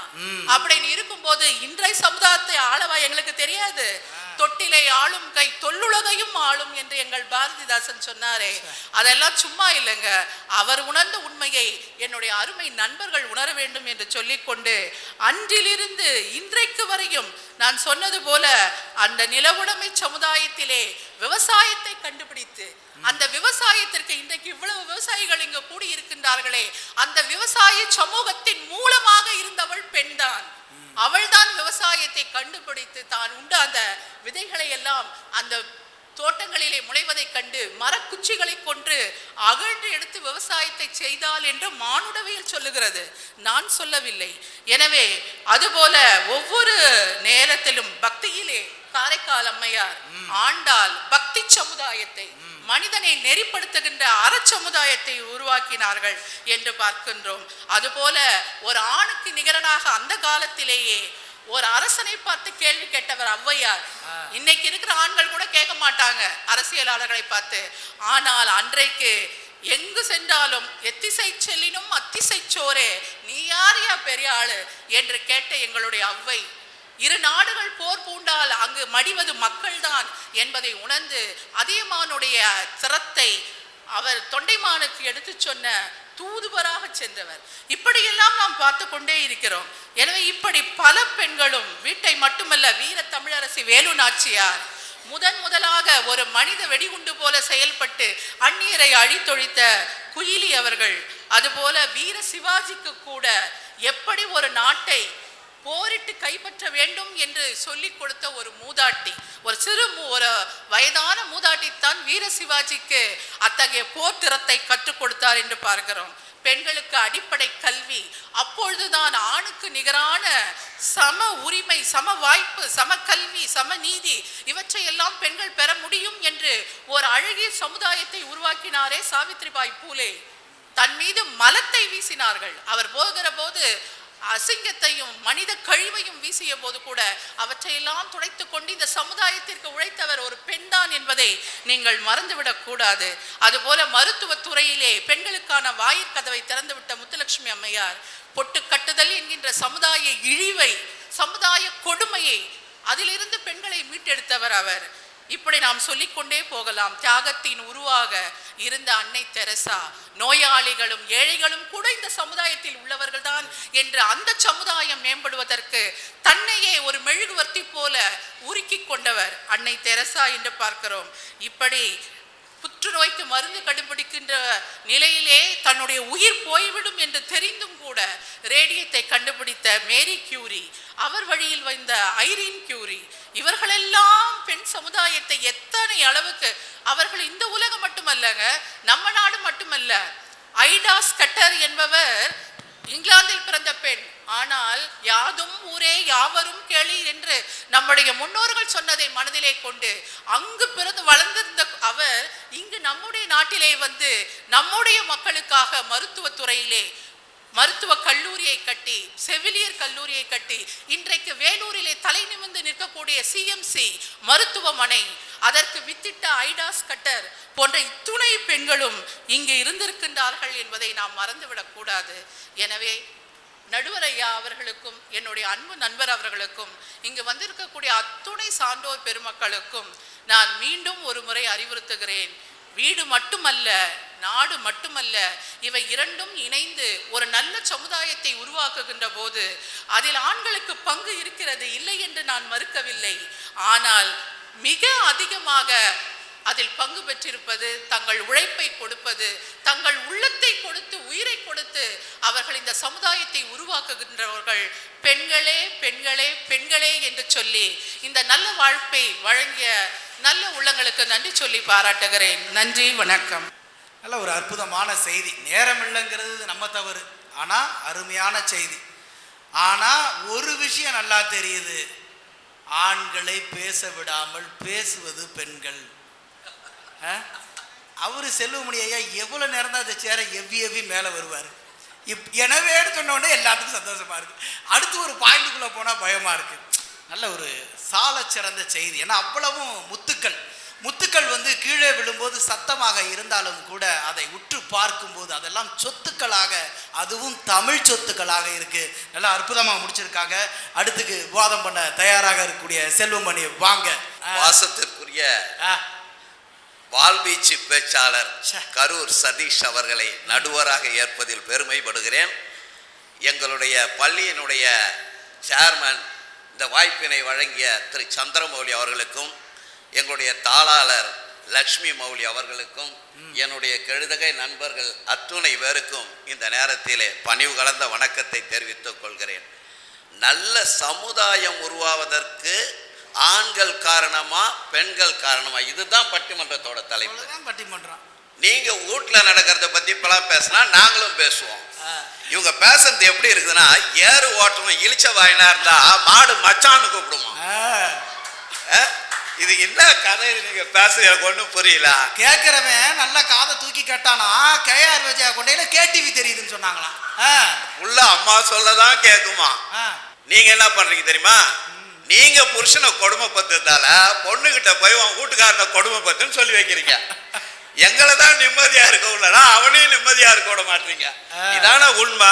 உங்க பேச்ச கேட்டுதாமா இந்த நிலைமைக்கு ஆயிட்டான்.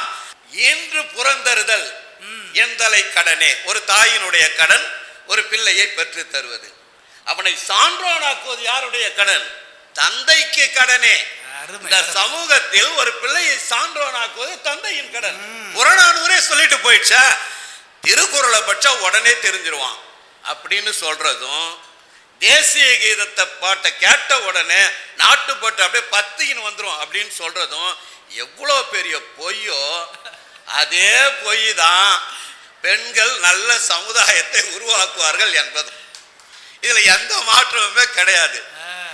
ஒண்ணுமே இல்லை நடுவரவர்களே. சாக்கடை அடைச்சிக்கிச்சு வீட்டுல, அதை வந்து கொஞ்சம் கிளீன் பண்ண கறி எடுத்துன்னு போனேன். பக்கத்து வீட்டுல அடைச்சிருந்தது, அதையும் சேர்த்து பண்ணேன். அன்னைக்கு பூரா என்னால் நிம்மதியாவே இருக்க முடியல. நீ நம்ம வீட்டு சாக்கடை எல்லாம் கிளீன் பண்ண, பக்கத்து வீட்டு எதுக்கு போன? அன்னைக்கு சாயங்காலம் வரைக்கும் ஒண்ணுமே முடியல. சரி இது எப்படிதான் சமாதானப்பத்து தெரியல. ஒரு 1/2 கிலோ ஆட்டுக்கறி எலும்பே இல்லாம எடுத்துன்னு போய் கொடுத்தேன். எலும்பு இல்லாத கறி, இதை சமைச்சிட்டு சாப்பிடுவோம் சந்தோஷமா இருக்கலாம் அப்படின்னு நினைச்சு கொடுத்தான்.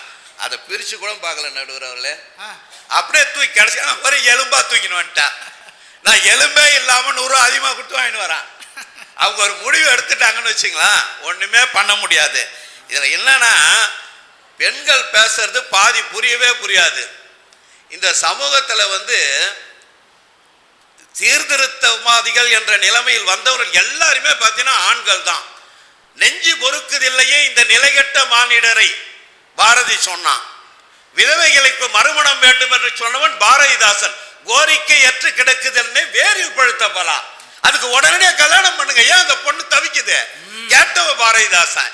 எல்லாமே ஆண்கள் தானே. இதுக்கு மேல போனார் ஒரு படி தந்தை பெரியார். கற்புதான் பெண் அடிமைத்தனத்திற்கு காரணம் என்றால் உன் கர்ப்பப்பைய பிடுங்கி எறி. பெரியாரு இதை விட யாருங்க பெண்ணுக்கு சாதகமா பேச முடியும்? இப்படியெல்லாம் பெண் சமூகத்தை பாடப்பட்டவர்கள் நம்முடைய ஆண்கள் தானே தவிர இவங்க குடும்பத்தையே சரியா கவனிக்கிறதில்ல. ஒரு பொண்ணு மாமியார் வீட்டுக்கு போய் கல்யாணம் பண்ணிக்கினேன், மாமியார் மருமகளை எப்படி கவனிக்கணும்? மருமக என்ன பண்ணிக்கிற 12 சப்பாத்தி சுட்டுருக்காங்க, குருமா வச்சுக்கிறாங்க. வச்சுட்டு பிள்ளைக்கு 5 சப்பாத்தி குருமா வச்சுட்டு அவங்க 5 சப்பாத்தி குருமா சாப்பிட்டு மீதி கொஞ்சோண்டு குருமா 2 சப்பாத்தியும் மருமகளுக்கு வச்சுக்கிறாங்க. எல்லாத்தையும் மீதி எல்லாம் அப்படியே இருக்குது, நீ போய் சாப்பிடுன்னு சொல்லிக்கிறாங்க. திறந்து பார்த்தா 2 சப்பாத்தி இவ்வளோ குருமா. இது என்ன ஓர வெஞ்சனா? உன் வீட்டுக்கு மருமகள்னா என்ன? உன் மகள் வீட்டை விட்டு போயிட்ட பிறகு மறுபடியும் வீட்டுக்கு வருவாள், அவதான் மருமகள். நீ அவளை மகளா தான் பாவிக்கணும். உடனே அந்த பொண்ணு என்ன பண்ணுச்சு? வீட்டுக்காரனை கூட்டுங்க வா, எனக்கு 4 நான் ஆர்டர் பண்ண, மட்டன் கிரேவி ஆர்டர் பண்ண, ஸ்விக்கியில உடனே இறங்குது. பிரச்சனையை ஆரம்பிக்கிறது பெண்கள் தான். ஃபர்ஸ்ட் மாமியார் மருமக பிரச்சனையை முடிவு கொண்டுவாங்க, நாத்தனார் பிரச்சனையை முடிவு கொண்டுவாங்க, அதுக்கப்புறம் நீங்க சமூக பிரச்சனைக்கு வாங்க, நாங்க ஏத்துக்கிறோம். சுப்ரீம் கோர்ட்டுக்கு அதுக்கு முடிவு இல்லையா? அதே ஒரு பொண்ணு சொல்லுது, கவிதை எழுது நடுவர் அவர்களே, அந்தி சாய்ந்தால் என் ஞாபகத்திற்குள் வந்து போகும் பொறுக்கி அவன். காதல் கவிதை. அந்தி சாய்ந்தால் என் ஞாபகத்திற்குள் வந்து போகும் பொறுக்கி அவன். யாரு? நாளை கட்டிக்க போற புருஷனை தான் இப்படி சொல்லுது. ஒரு ஆண் எப்படி கவிதை எழுதுகிறான், ஒரு பெண் எப்படி கவிதை எழுதுகிறார். அதனால பெண்கள் முதலில் குடும்பத்தை சரி செய்யட்டும், பிறகு சமூகத்திற்கு வரட்டும். சமூகத்துக்கு சேவை செய்த காத்திருக்கும் ஆண்களுடைய மனதை தயவு செய்து உடைக்க வேண்டாம். நிச்சயமாக அவர்கள் சேவை செய்வார்கள். பட்டிமன்றம் போய் பேசி கிழிக்க போறாருன்னு சொல்லி அனுப்புவாங்க. நம்ம கிளம்புறோம்னு வச்சுங்களா, ஏதோ 4 நல்லா செய்யலாம். ஆமா, நீ போய் தான் இப்போ உலகத்தை திருத்த போற, அப்பயோ போச்சு பாதி இது. அதனால பாரதிதாசன், பாரதி, தாகூர், விவேகானந்தர், ராமகிருஷ்ண பரமஹம்சர், டாக்டர் அப்துல் கலாம், இப்படி எல்லாமே சமூக சீர்திருத்தவாதிகள் தான். அப்துல் கலாம் கேரளாவில் கவர்னர் மாளிகைக்கு போகும்போது தான் கூட விருந்துக்கு அழைச்சின்னு போனவர் யார் தெரியுமா? அவருக்கு தினமும் செருப்பு தைத்து கொடுத்த ஒரு செருப்பு தொழிலாளி அழைச்சிட்டு போனாராம். இதை ஒரு பெண் செய்ய முடியுமா? ஜனாதிபதியாக இருந்தவர் இவர். இப்படிப்பட்டவர் அந்த அப்துல் கலாம் அவர்கள். அதனால் ஆண்கள் சமூகத்தை, நல்ல சமுதாயத்தை நிச்சயம் உருவாக்குவார்கள். அதற்கு பெண்கள் உறுதுணையாக இருக்க வேண்டும் என்பதுதான் எங்கள் வேண்டுகோள். வாய்ப்பு தந்த அனைவருக்கும் நன்றி கூடி விரைவிடுகிறேன். நன்றி, வணக்கம். நீங்க காலையில 7 மணிக்கு கிளம்ப ஆரம்பிச்சு 11 மணிக்கு வெளியே வர வரைக்கும் 10 புடவை மாத்தி, 20 முறை கண்ணாடி பார்த்து, 40 மேக்கப் போட்டு, ஸ்டிக்கர் போட்ட மட்டுமே 25 தடவை மாத்தி மாத்தி வச்சு பார்த்து, தலையில பூ வைக்கிறதுக்கு 4 தடவை அளந்து பார்த்து 11 மணிக்கு நீங்க வெளியே வரீங்கல்ல, இருக்கிற ஃபேண்ட்டை எடுத்து போட்டு, சுருங்கி இருந்தாலும் பரவாயில்லன்னு எடுத்து சட்டையை போட்டு அப்படி கண்ணாடிக்கு முன்னாடி அப்படி சீவிட்டு வந்துட்டா தாங்க. நீங்க 10 மணி நேரம் பேச வேண்டியதை 10 நிமிஷத்துல பட்டுன்னு முடிச்சுட்டு போயிட்டாருன்னா, சின்ன கவுண்டர் படத்துல வர மாதிரி, ஐயா 15 வருஷம் நடக்கிற வழக்குக்கு இந்த பையன் எப்படியா 10 நிமிஷத்துல தீர்ப்பு சொல்லிட்டாங்கிற மாதிரி ரொம்ப அழகா சொல்லியிருக்காருன்னா, அதுதாங்க ஆண் ஒரு சமுதாயத்தை உருவாவதற்கான ரொம்ப வீக்கா இருக்குதுன்னு நினைச்சேன். ஆனா ஒரு ஆண் சொல்றாரு, ஏங்க ஒரு பெண்ணை விட இந்த உலகத்தை, இந்த சமூகத்தை திருத்த முடியுமாங்க அப்படின்னு ஒரு பெண்ணினுடைய மனநிலையிலிருந்து ஆண் பேச வருகிறார். வாங்க, கரூர் ராமச்சந்திரன். இங்கே வருகை தந்திருக்கும் பெரியவர்களுக்கும் மாணவர்களுக்கும் முதற்கண் என் வணக்கத்தை தெரிவித்திருக்கிறேன். அதற்கு முன்னதாக இந்த தமிழ் கலை இலக்கிய அறக்கட்டளை நிறுவனர் சதீஷ், கரூர் சதீஷ் அவர்கள் இங்கே நடுவராக வந்ததுக்கு என்னோட முதற்கண் வணக்கத்தை தெரிவித்துக் கொள்கிறேன். இப்போ பார்த்தீங்கன்னா இந்த பட்டிமன்றத்துக்கு ரெடி பண்ணும்போது ஃபஸ்ட்டு என்னை ஆண்கள் தலைப்பில் பேசுங்க அப்படிங்கிற மாதிரி இருந்தது. ஆனால் தலைவர் திடீர்னு நான் கேட்டேன் அவர்கிட்ட ஃபஸ்ட்டு, ஏன் தலைவரே நான் பெண்களாக பேசினா தான் நல்லாயிருக்கும், ஒரு ஆணை பற்றி ஆணே பேசிக்கிறது தற்பெருமை பேசுறது ஒன்றும் பெரிய விஷயம் இல்லையே, கொஞ்சம் வித்தியாசமாக நம்ம அப்படி தானே பேசணும் அப்படின்னு சொல்லி கேட்டேன். அப்புறம் யோசனை பண்ணிட்டு சரி ஓகே நீங்கள் அப்படியே பேசுங்க, அதனால் ஒன்றும் பிரச்சனை இல்லை அப்படின்னு சொல்லிட்டாரு. ஸோ அந்த வாய்ப்புக்கே நான் இன்னொரு தடவை நன்றி சொல்லிக்கிறேன். ஏன் சொல்கிறேன்னு கேட்டிங்கன்னா, ஒரு மற்ற எக்ஸாம்பிள்லாம் போகாமல் என்னதுலேருந்தே நான் சொல்கிறேன். ஒரு 10-15 வருஷத்துக்கு முன்னாடி ஒரு கூட்டமோ ஒரு 4-5 பேர் சேர்ந்துருந்தாவோ அங்கே ஒரு கோர்வையாவோ ஒரு நின்று பேசுகிறதுக்கான கூச்ச சுபாவம் உள்ள ஒரு ஆண் தான் நான். ஆனால் நான் இன்றைக்கி ஒரு மேடையில் பேசுறதுக்கு தகுதியாகினாங்கன்னா ஃபஸ்ட்டு என்னோட மதர், 2வது என்னோட மனைவி. ஏன்னா நான் ஒரு ப்ரைவேட் கன்சர்னில் ஒர்க் பண்ணிகிட்ருக்கேன். அங்கே இருக்கும்போது இதுக்கான ப்ராக்டிஸ்க்கு நான் போகும்போதெல்லாம் அங்கே ஆஃபீஸில் பர்மிஷன் போட்டுட்டு இந்த மாதிரிலாம் போகும்போதெல்லாம் என் ஒய்ஃப்ட்ட நான் கேட்பேன். அவங்க வந்து சரி உங்களுக்கு இன்ட்ரெஸ்ட் தான் நீங்கள் போய் பண்ணுங்கள் அப்படி சொல்லி எவ்ரி டைம் என்னை என்கரேஜ் பண்ணது அவங்க தான். ஸோ அதனாலேயே வந்து பார்த்தீங்க அப்படின்னா இப்போ நல்ல சமுதாயம்னு என்னன்னு பார்த்தீங்கன்னா பல நல்ல குடும்பங்கள் சேர்ந்ததான் நல்ல சமுதாயம். பல குடும்பங்களில் எந்த குடும்பமாக இருந்தாலும் அந்த குடும்பம் ஒரு நல்ல குடும்பமாக வரணும்னா கண்டிப்பாக அது ஒரு பெண்ணால் தான் முடியும். ஏன்னா ஒரு குடும்பத்தில் ஒரு ஆண் இருந்தாலும் இல்லைனாலும் ஒரு பெண் மட்டும் இருந்துட்டாங்கன்னா அந்த பிள்ளைங்களை அவங்க கரை சேர்த்து கடமைகளை முடிச்சிருவாங்க. ஆனால் இதுவே ஒரு பெண் இல்லைன்னா அந்த ஆண் தந்தையாக இருந்து அடுத்த கல்யாணத்தை தான் தேடுவார். இது நிதர்சனமான உண்மை. எல்லாரும் நிறைய சமூகங்களில் நீங்கள் பார்த்துருக்கலாம். அதே மாதிரி அண்ணா சொன்னார் சிங்கம், அதாவது என்ன ஆண் சிங்கமாக இருக்காங்க எல்லாரும் அப்படின்னு சொல்லிட்டு உண்மைதான். ஆனால் நீங்கள் ஜங்கிள் புக்கில் பாருங்கள், எல்லா ஜங்கிள்ஸ்லையுமே டாமினேஷன் மிருகம் வந்து பார்த்தீங்கன்னா ஆண் சிங்கம் தான். ஆனால் அந்த ஆண் சிங்கத்தையும் கட்டுப்படுத்துறது பெண் சிங்கங்கள் மட்டும்தான் அப்படிங்கிறத நல்லா தெரிஞ்சுக்குங்க. ஏன்னு கேட்டிங்கன்னா அது இயற்கையோட நீதி, ஈக்குவல் அண்ட் ஆப்போசிட் ஜெண்டர் அப்படிங்கிறனால ஆட்டோமேட்டிக்காகவே அது வந்து அவங்களோட என்ன சொல்கிறது இல்லை, அது இயற்கையின் விதி மட்டும் இல்லை, இன்றைய கால நடைமுறையாக தான் பெண்கள் தான் ஆண்களை கட்டுப்படுத்திட்டு இருக்காங்க. இல்லை, அது இயற்கையோட நியதினால தான் அவங்களை இவங்க கட்டுப்படுத்தணுன்ட்டு கிடையாது. ஏன் இன்னொரு ஆணுக்கு அவங்க வந்து கட்டுப்படலாம்ல, படமாட்டாங்க. ஏன் புரியுதுங்களா? ஸோ அது இயற்கையோட நியதி. இது மாதிரி ஒரு சில எக்ஸாம்பிள் மட்டும் நான் என்ன சொல்லிட்டு இந்த பெண்களோட ஆளுமைக்கு வந்து நான் சொல்கிறேன். இப்போ பார்த்தீங்க அப்படின்னா எல்லாருக்கும் தெரியும் காஃபி டே அப்படின்னு ஒரு கம்பெனி இருந்தது. அந்த கம்பெனியோட ஓனர் வந்து 7,000 கோடி கடனில் ஐடி செக்டாரில் இருந்த ப்ரெஷர்னாலேயும் அவருக்கு வெளியில் இருந்த பிரச்சனையினாலேயும் சூசைட் பண்ணிக்கிட்டாரு கர்நாடகா மாநிலத்தில். அந்த நேரத்தில் 2,000 தொழிலாளர்கள் இந்த கம்பெனியில் இருந்து வேலை செஞ்சு பாதிக்கப்பட்டாங்க. அப்படிப்பட்ட சூழ்நிலையில் அந்த கம்பெனியோட தலைமை பொறுப்புக்கு வராங்க அவங்களோட மனைவி மாளவிகாங்கிறது முன்னாள் சிஎம்மோட பொண்ணு. அவங்க அந்த நிறுவனத்தை ஏற்று நடக்கும்போது 7,000 கோடி கடன், 2,000 குடும்பங்களோட வாழ்வாதாரம் அவங்க கையில் இருந்தது. ஆனால் வித்தின் 1 இயர், அந்த ஒரு வருடத்துக்குள்ளேயே அவங்க பார்த்தீங்க அப்படின்னா அந்த கடன் எல்லாமே அடைச்சு கிட்டத்தட்ட 3,500 கோடி ரூபாய் கடனை வந்து அடைச்சு அந்த நிறுவனத்தை மறுபடியும் முன்னிலையில் கொண்டு வந்து 2,000 குடும்பங்களுக்கான வாழ்வாதாரத்தை வந்து உறுதிப்படுத்தி கொடுத்தாங்க. ஸோ இந்த மாதிரி ஆளுமை மிக்கவர்கள் வந்து பெண்கள். நீங்கள் இது மாதிரி நிறைய பேரை சொல்லிக்கிட்டே போகலாம். இன்றைக்கி பார்த்தீங்க அப்படின்னா ஐடி கம்பெனிஸ் எல்லா கம்பெனிலையும் பெண்கள் வந்துட்டாங்க. எல்லா துறையிலையும் இங்கே சாதாரண நெல் அடிக்கிற காலத்துலேருந்து விண்கலம் செலுத்துகிற வரைக்கும் பெண்கள் வந்துட்டாங்க. இந்தியாவில் ஐடி கம்பெனி ஓனர்ஸ்ன்னு சொல்லிட்டு பெண்கள் யாரும் வந்தது கிடையாது. முதல் முறையாக HCLோட நிறுவனர் சிவநாடார் அவரோட பொண்ணு, அவர் ரிட்டையர்மெண்ட் ஆனதுக்கப்புறமா 3,80,000 கோடி சொத்து உள்ள ஒரு நிறுவனத்தை தலைமை ஏற்றி நடத்துகிறாங்க. இப்போ அந்த நிறுவனம் அடுத்த லெவலுக்கு போயிட்டுருக்கு. சரிங்களா? இந்த மாதிரி நிறைய விஷயங்கள் வந்து சொல்லிகிட்டே போகலாம்.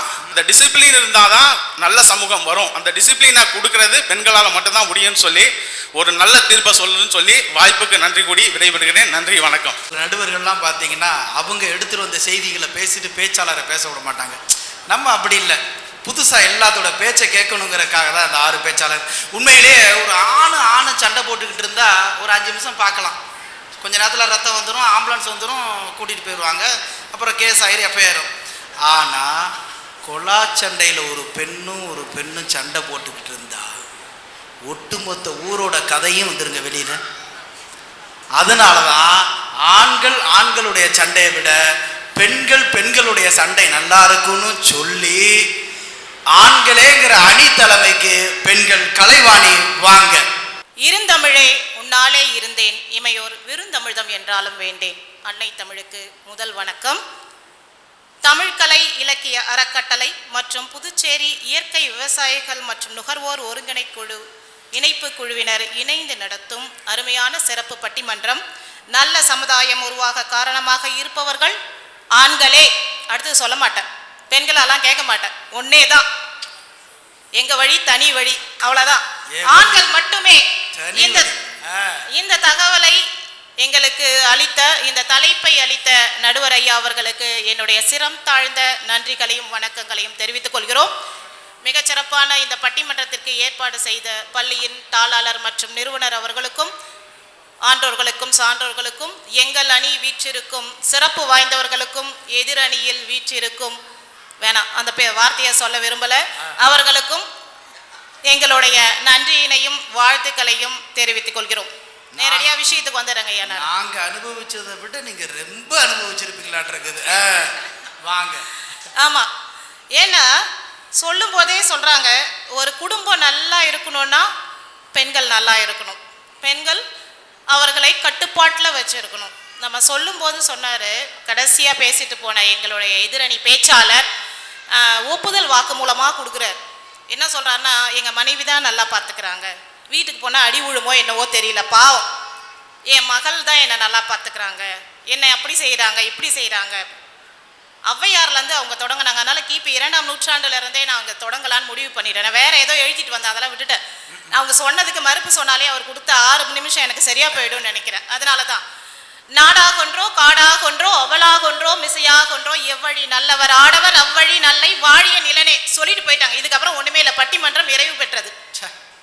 நாடாக இருந்தாலும் சரி, காடாக இருந்தாலும் சரி, அவலாக இருந்தாலும் மேடாக இருந்தாலும் பள்ளமாக இருந்தாலும் எந்த இடத்துல ஆடவர்கள் நல்லவர்களாக இருக்கிறார்களோ அந்த நிலம் நல்லதாக வாழும் அப்படின்னு சொல்லிட்டாங்க. முடிஞ்சு போச்சு. இதுக்கு மேல எதுக்கு உட்கார்ந்து பேசிட்டு நேரத்தை வேற வீணாக்கிறீங்க? கிளம்பி போலாம், பட்டிமன்ற தீர்ப்பே முடிஞ்சிருச்சுங்க ஐயா. நல்லவர்களா இருக்கிறாங்க, மாத்தனவங்க யாரெல்லாம் அண்ணாண்ட உட்கார்ந்துருக்கிறவங்க தான். பாவம் இல்லையா? ஒண்ணும் இல்லை, ஒரு தங்கச்சியை விருந்துக்கு அழைக்கிறாரு தன்னுடைய அண்ணன். ரொம்ப நாள் ஆச்சு, அந்த பிள்ளைய கொஞ்சம் சாப்பாடு போட்டு மனசார ஏதாவது மனசு விட்டு பேசிட்டு போகும். அந்த பிள்ளைய கூப்பிடலான்னு கூப்பிடுறாரு. வீட்டுக்கு வந்த தங்கச்சிக்கு அண்ணி பரிமாறுறாங்க. அன்னைக்கு பிரியாணி, ஆடு, கோழி பறக்கிறது, ஊறுறது, மேயறது எல்லாத்தையும் பிடிச்சி போட்டு ஏதோ செஞ்சாங்க. செஞ்சு நீங்கள் கடைசியாக என் கூட சாப்பிட்லாம், தங்கச்சியை என் கூடயே சாப்பிட்லாம். நாத்தனார சொல்லுது அண்ணி அம்மா, என் கூடயே சாப்பிட்லாம். அண்ணெல்லாம் சாப்பிட்டோம், மருமக வந்தவர் சாப்பிட்டோம், மாப்பிள்ளை சாப்பிட்டோம், அவரு சாப்பிட்டோம், இவரு சாப்பிட்டு முடிச்சுட்டு கடைசியாக வெறும் இப்போ பாத்திரம் தான் இருக்குதுங்க, குண்டான் தான் இருக்குது. வச்சது எல்லாம் நமக்கு தான், இனிமே நீயே சாப்பிடு நீயே சாப்பிடு. இந்த அம்மா சமைக்கும் போதே அள்ளி போட்டு சாப்பிட்டு முடிச்சிடுது போல இருக்கு. அங்கே ஒன்றுமே இல்லை. ஆனால் வெளியில் குரல் கேட்கறது, ஹாலில் அண்ணன் உட்காந்துட்டு இருக்காரு, இங்கே டைனிங் டேபிளில் தங்கச்சி உட்காந்து இருக்காதா, நாத்தனார் உட்காந்துட்டு இருக்கா. ஓ, நம்ம மனைவி என்னமா பரிமாறுறாங்க பாரு, நம்ம தங்கச்சி மேலே எவ்வளோ பாசமாக இருக்கிறாங்க. இதுக்கு காரணம் என்னன்னு எனக்கு புரியவே இல்லை. போன வாரம் தான் அவங்க தங்கச்சியை கூப்பிட்டு ஒரு விருந்து வச்சிருக்கிறாங்க. புரியுதா உங்களுக்கு விஷயம்? ஆடு மாடு போடுறது, பறக்கிறது, மேயறது எல்லாத்தையும் வெட்டி போட்டிருக்காங்க. இங்கேயும் வெட்டி போட்டாங்க. முன்னாடியே போட்டு முடிஞ்சு அங்கே வெறும் பானை தான், பாத்திரம் தான் இருந்தது.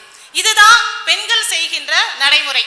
நான் இன்னொன்று சொல்கிறேன் பாருங்களேன். ஒரு கல்யாண விசேஷத்துக்கு போகிறாங்கன்னு வச்சுக்கோங்க, இல்லை அவங்க வீட்டில் ஒரு கல்யாணம்னு வச்சுங்க.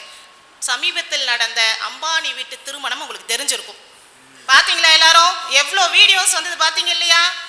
அதில் யார் அப்படியே கிளிட்டராகி தெரிஞ்சது, பளிச்சுன்னு தெரிஞ்சது, அட்லியோட பொண்டாட்டி தான். அது நீங்கள் அதை மட்டும்தான் பார்த்தீங்க. நம்ம ஊருன்றதுனால ஒரு பெண் என்பவள் ஒரு குடும்பத்தை எப்படி வழி நடத்தணும் அந்த காலத்துல செஞ்சாங்க தான். நாங்க இல்லைன்னு சொல்லல. எங்க அம்மாவோ என் பாட்டியோ வழி நல்லா நடத்தினாங்க, குடும்பம் முன்னேறியது. இன்னைக்கு ஆண்களே ஒரே ஒரு விஷயத்த சொல்றேன், கல்யாணம் ஆகிறதுக்கு முன்னாடி என்ன சாதனை வேணாலும் செஞ்சு பிடிச்சிடுங்க. ஏன்னா இந்த உலகத்தை மாத்தணும்னா கல்யாணம் ஆன பிறகு உங்க வீட்டுல இருக்கிற ரிமோட்டை எடுத்து ஒரு சேனலை கூட உங்களால மாத்த முடியாது. உண்மையா இல்லையா? ஒரே ஒரு சேனலை நீங்க மாத்திட்டீங்கன்னா நீங்க வீர தீர புருஷன். கண்டிப்பா உங்களுக்கு ஒரு பட்டம் வச்சுனா வாசல்ல ஒரு சிலை வச்சிருவோங்க நாங்க. அம்மா புண்ணியவதி. ஆமா, நல்லா சொன்னா போ. உண்மைதான். கண்டிப்பா உங்களால ஒண்ணுத்தையுமே மாத்த முடியாது. ரிமோட்டை கூட மாத்த முடியலங்க. ஆமாங்க, ஒரு ரிமோட்டை எடுத்துருங்க பாப்போம். உங்களுக்கு தில்லு இருந்தா இன்னைக்கு போய் உங்க வீட்டு ரிமோட்டை கையில எடுத்துருங்க. எடுத்து பேசாம இப்படியே தான் வச்சிருக்கணும். குத்த வச்ச குரங்கு மாதிரி உட்காரணும். குற்றாலத்துல உட்கார்றதுக்குள்ள குத்த வச்ச குரங்கு அப்படிதான் உட்கார்ந்து இருப்பீங்க. அதை மீறி உங்களால ஒண்ணுமே பண்ண முடியாது. அவங்க சொன்னாங்க உயர்கல்வி வாய்ப்புகள் பற்றியும் இந்த சமூகத்தை மாற்றுவதற்கு சாவித்ரி பூலே போன்றவர்கள் பல்வேறு சாதனைகள் செஞ்சாங்க. நான் இல்லை இல்லையே, அன்னை தெரசா எத்தனை நாளைக்கு அதே சொல்லிட்டு தெரிவிங்க. நம்ம என்னைக்கு சாதனை செய்யறது? ஆண்கள் அந்த பக்கம் வளர்ந்துட்டு போயிட்டே இருக்காங்க. நமக்கு தெரிஞ்சது ஒரு சில பெண்கள் மட்டுமே. ஆண்களுடைய வளர்ச்சி எங்கேயோ போயிட்டு இருக்கு. நீங்க பாருங்க, நீட் தேர்வுல எத்தனை ஆண்கள் ஜெயிச்சாங்க, எத்தனை பெண்கள் ஜெயிச்சாங்க பாருங்க. நீங்க உண்மையிலே பட்டியல் எடுத்து பாருங்க. 600க்கு மேல மார்க் எடுத்தன எத்தனை பேர்? ஆண்கள் சமுதாயம் வளர்ந்து கொண்டே செல்கிறது. ஆண்கள் ஒரு நல்ல வழி நடத்துகிறார்கள். எங்கேயோ ஒருத்தன் தண்ணி அடிக்கிறான், எங்கேயோ ஒருத்தன் சிகரெட் பிடிக்கிறான். பதர் எனல் மக்கள் பதடி எனல் சொன்னார் வள்ளுவர். சொல்லாரு இல்லையா? பதடிகளை பார்த்து நீங்க ஏன் வியக்குறீங்கன்னு நான் கேட்கிறேன். அங்கு இருக்கின்ற சாதனையாளர்களை பார்த்து வியந்து பாராட்டுங்கள். ஆண்கள் வழியும் நாம் சென்றால் ஒன்றும் வீணாயிட மாட்டோம். ஏற்கனவே எங்க அணியில சொல்லியிருக்காரு, செல்வமணி ஐயா சொன்னாரு, பெரியாரை பற்றி சொன்னார். கருப்பு என்பதால் உங்களுடைய கருவறையை பிச்சு வீசி விடுங்கள்னு சொன்னாங்க இல்லையா பெரியாரு? கருவறையை வீச சொல்லவில்லை நாங்கள். அந்த கருவறையில் சுமந்திருக்கும் ஆண் குழந்தைகளும் உங்களது குழந்தைகள் தான். அந்த குழந்தைகள் பெரிய அளவில் வரலாற்று சாதனைகள் படைத்து கொண்டு இருக்கிறார்கள். ஆண் அரசியல் என்பது அங்கொன்றும் இங்கொன்றுமாக பிழையாக இருக்கிறது. பிழையையே மனதில் கொள்ளாமல் அந்த அரசியல் போக்கில் இருக்கும் நிறையை எடுத்துக்கொண்டு அதை நோக்கி நாம் பயணம் செய்து வாழ்க்கையை வெற்றி அடைய செய்தல் வேண்டும் இல்லைங்களா? அதை செய்யாம இன்னொரு முக்கியமானது, இன்னைக்கு விழா நாயகர் யாரு சொல்லுங்க? யாருங்க? கலாம் ஐயா. அப்புறம் என்ன பட்டிமன்றம் வேற?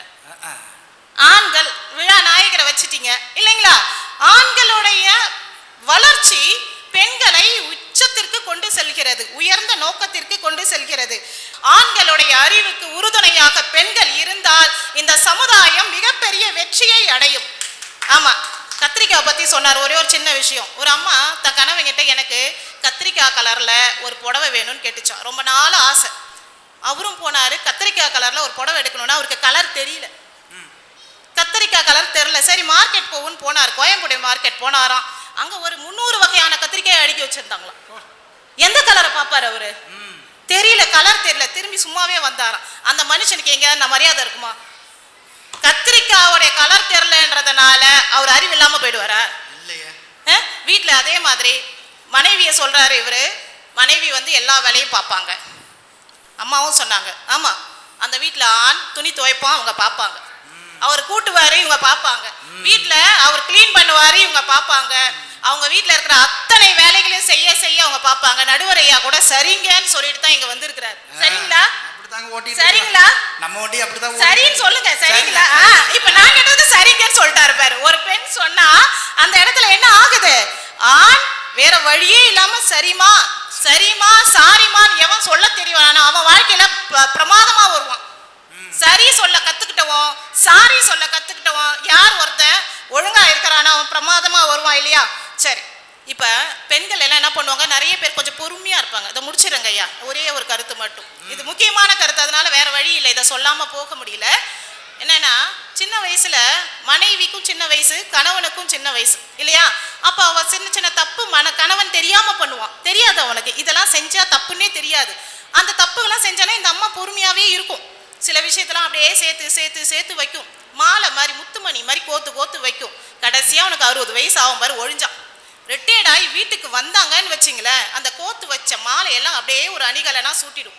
உன் மாமியார் அதை செஞ்சா, அவங்க மாமியார்னா அவங்க மாமியார், அவர் மாமியார்ல இவங்க மாமியார், உங்க அம்மா அப்படி செஞ்சாங்க, உன் நாத்தனார் அதாவது ஏன் நாத்தனார் உன் தங்கச்சி அதை செஞ்சாங்க, உங்க அக்கா செஞ்சாங்க, சின்ன மாமியார் பெரிய என்னைக்கோ ஏதோ ஒரு சின்ன விஷயம் நடந்திருக்கும். இந்த மனுஷனுக்கு ஞாபகம், இவரோட கல்யாணனாலே அவருக்கு ஞாபகம் இல்லை, அந்த விஷயம் இல்லாம அவருக்கு ஞாபகம் இருக்கும் இருக்காது. சொல்லி சொல்லி சொல்லி குத்தி குத்தி குத்தி காட்டி ரணமாக்கி ரிட்டையர்ட் ஆன பிறகு ஒரு மனுஷனாவது வீட்டுல இருந்ததா சரித்திரம் இருக்கா? நீங்க மட்டும் சொல்லுங்க. காலை தூங்கி ஏந்து ஓடிய மனுஷன் ராத்திரி 9 மணி வரைக்கும் வெளியே சுத்தின்னு கிடப்பாரு. காரணம் என்னன்னா, எல்லார் வீட்லயும் ஒரு முத்துமணி மாலை இருக்கு. உண்மையா? உண்மையா? முத்துமணி மாலை ஒண்ணு இருக்கு, நீங்களும் ரெடி பண்ணி வச்சிருக்காங்க உங்க மனைவிகளும். அதனால ரொம்ப ஜாக்கிரதையா இருந்துக்குங்க.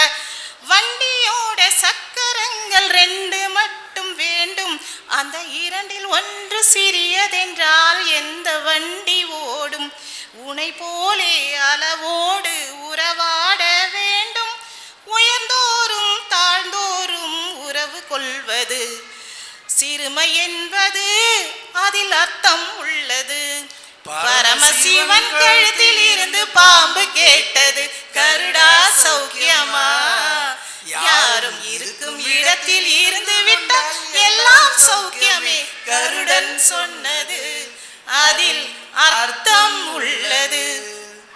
முடிஞ்சிருச்சு, அவ்வளவுதான் அவ்வளவுதான். எந்த இடத்தில் யார் இருக்க வேண்டுமோ அந்தந்த இடத்தில் அவரவர் இருந்தால் வாழ்க்கை மட்டுமல்ல இந்த சமுதாயமும் மேம்பட்டு சிறக்கும் என்பதால் இந்த சமுதாயத்தை மேம்படுத்துவது ஆண்களே என்று கூறி நல்ல வாய்ப்புக்கு நன்றி பாராட்டி விடைபெறுகிறேன். நன்றி, வணக்கம். ஏன்னா உண்மையிலேயே எங்க இந்த ட்ரெஸ் உங்களுக்கு நல்லா இருக்குங்க அப்படின்னு ஒரு பெண்ணுகிட்ட ஒரு ஆண் சொல்லிட்டா அந்த பெண் நிச்சயம் போய் கண்ணாடியை பார்ப்பான். எழுதி வச்சுக்கோங்க.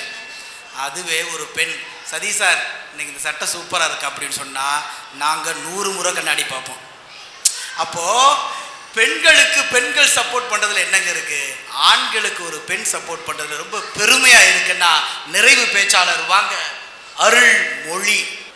நேற்று சுமந்த என் அன்னைக்கும் என்றும் சுமக்கும் இம்மண்ணிற்கும் என்னை பேச வைத்து அழகு பார்க்கும் தமிழுக்கும் தலைவணங்கி இங்கு கூடியிருக்கும் சான்றோர் பெருமக்கள் அனைவருக்கும் என் எதிரணியில் அமர்ந்திருக்கும் அனைவருக்கும், அவங்களுக்கு தான் வந்து எதிரணின்னு வாயில சொல்றதுக்கு கூட வரல, ஆனா எங்களுக்கு நாங்களாம் பெண்கள்மா, அதனால எதிராளியா இருந்தாலும் நாங்க மன்னிப்போம். அதனால எதிரணியில் அமர்ந்திருக்கும் அனைவருக்கும் எதிரில் அமர்ந்திருக்கும் அனைவருக்கும் என் முதற்கண் வணக்கத்தை தெரிவித்துக் கொள்கிறேன். ஐயா இப்போ நேற்று சொன்னாங்க, எனக்கு நடுவர் எனக்கு ஃபோன் பண்ணி சொன்னாரு, நீங்க வந்து ஆண்கள் பக்கம் பேசுங்க அப்படின்னு. என்னால ஒரே விஷயம் முடியாதையா, என்னால பொய் சொல்ல வராது எனக்கு, அதனால என்னால பேச முடியாது அப்படின்னு சொன்னேன்.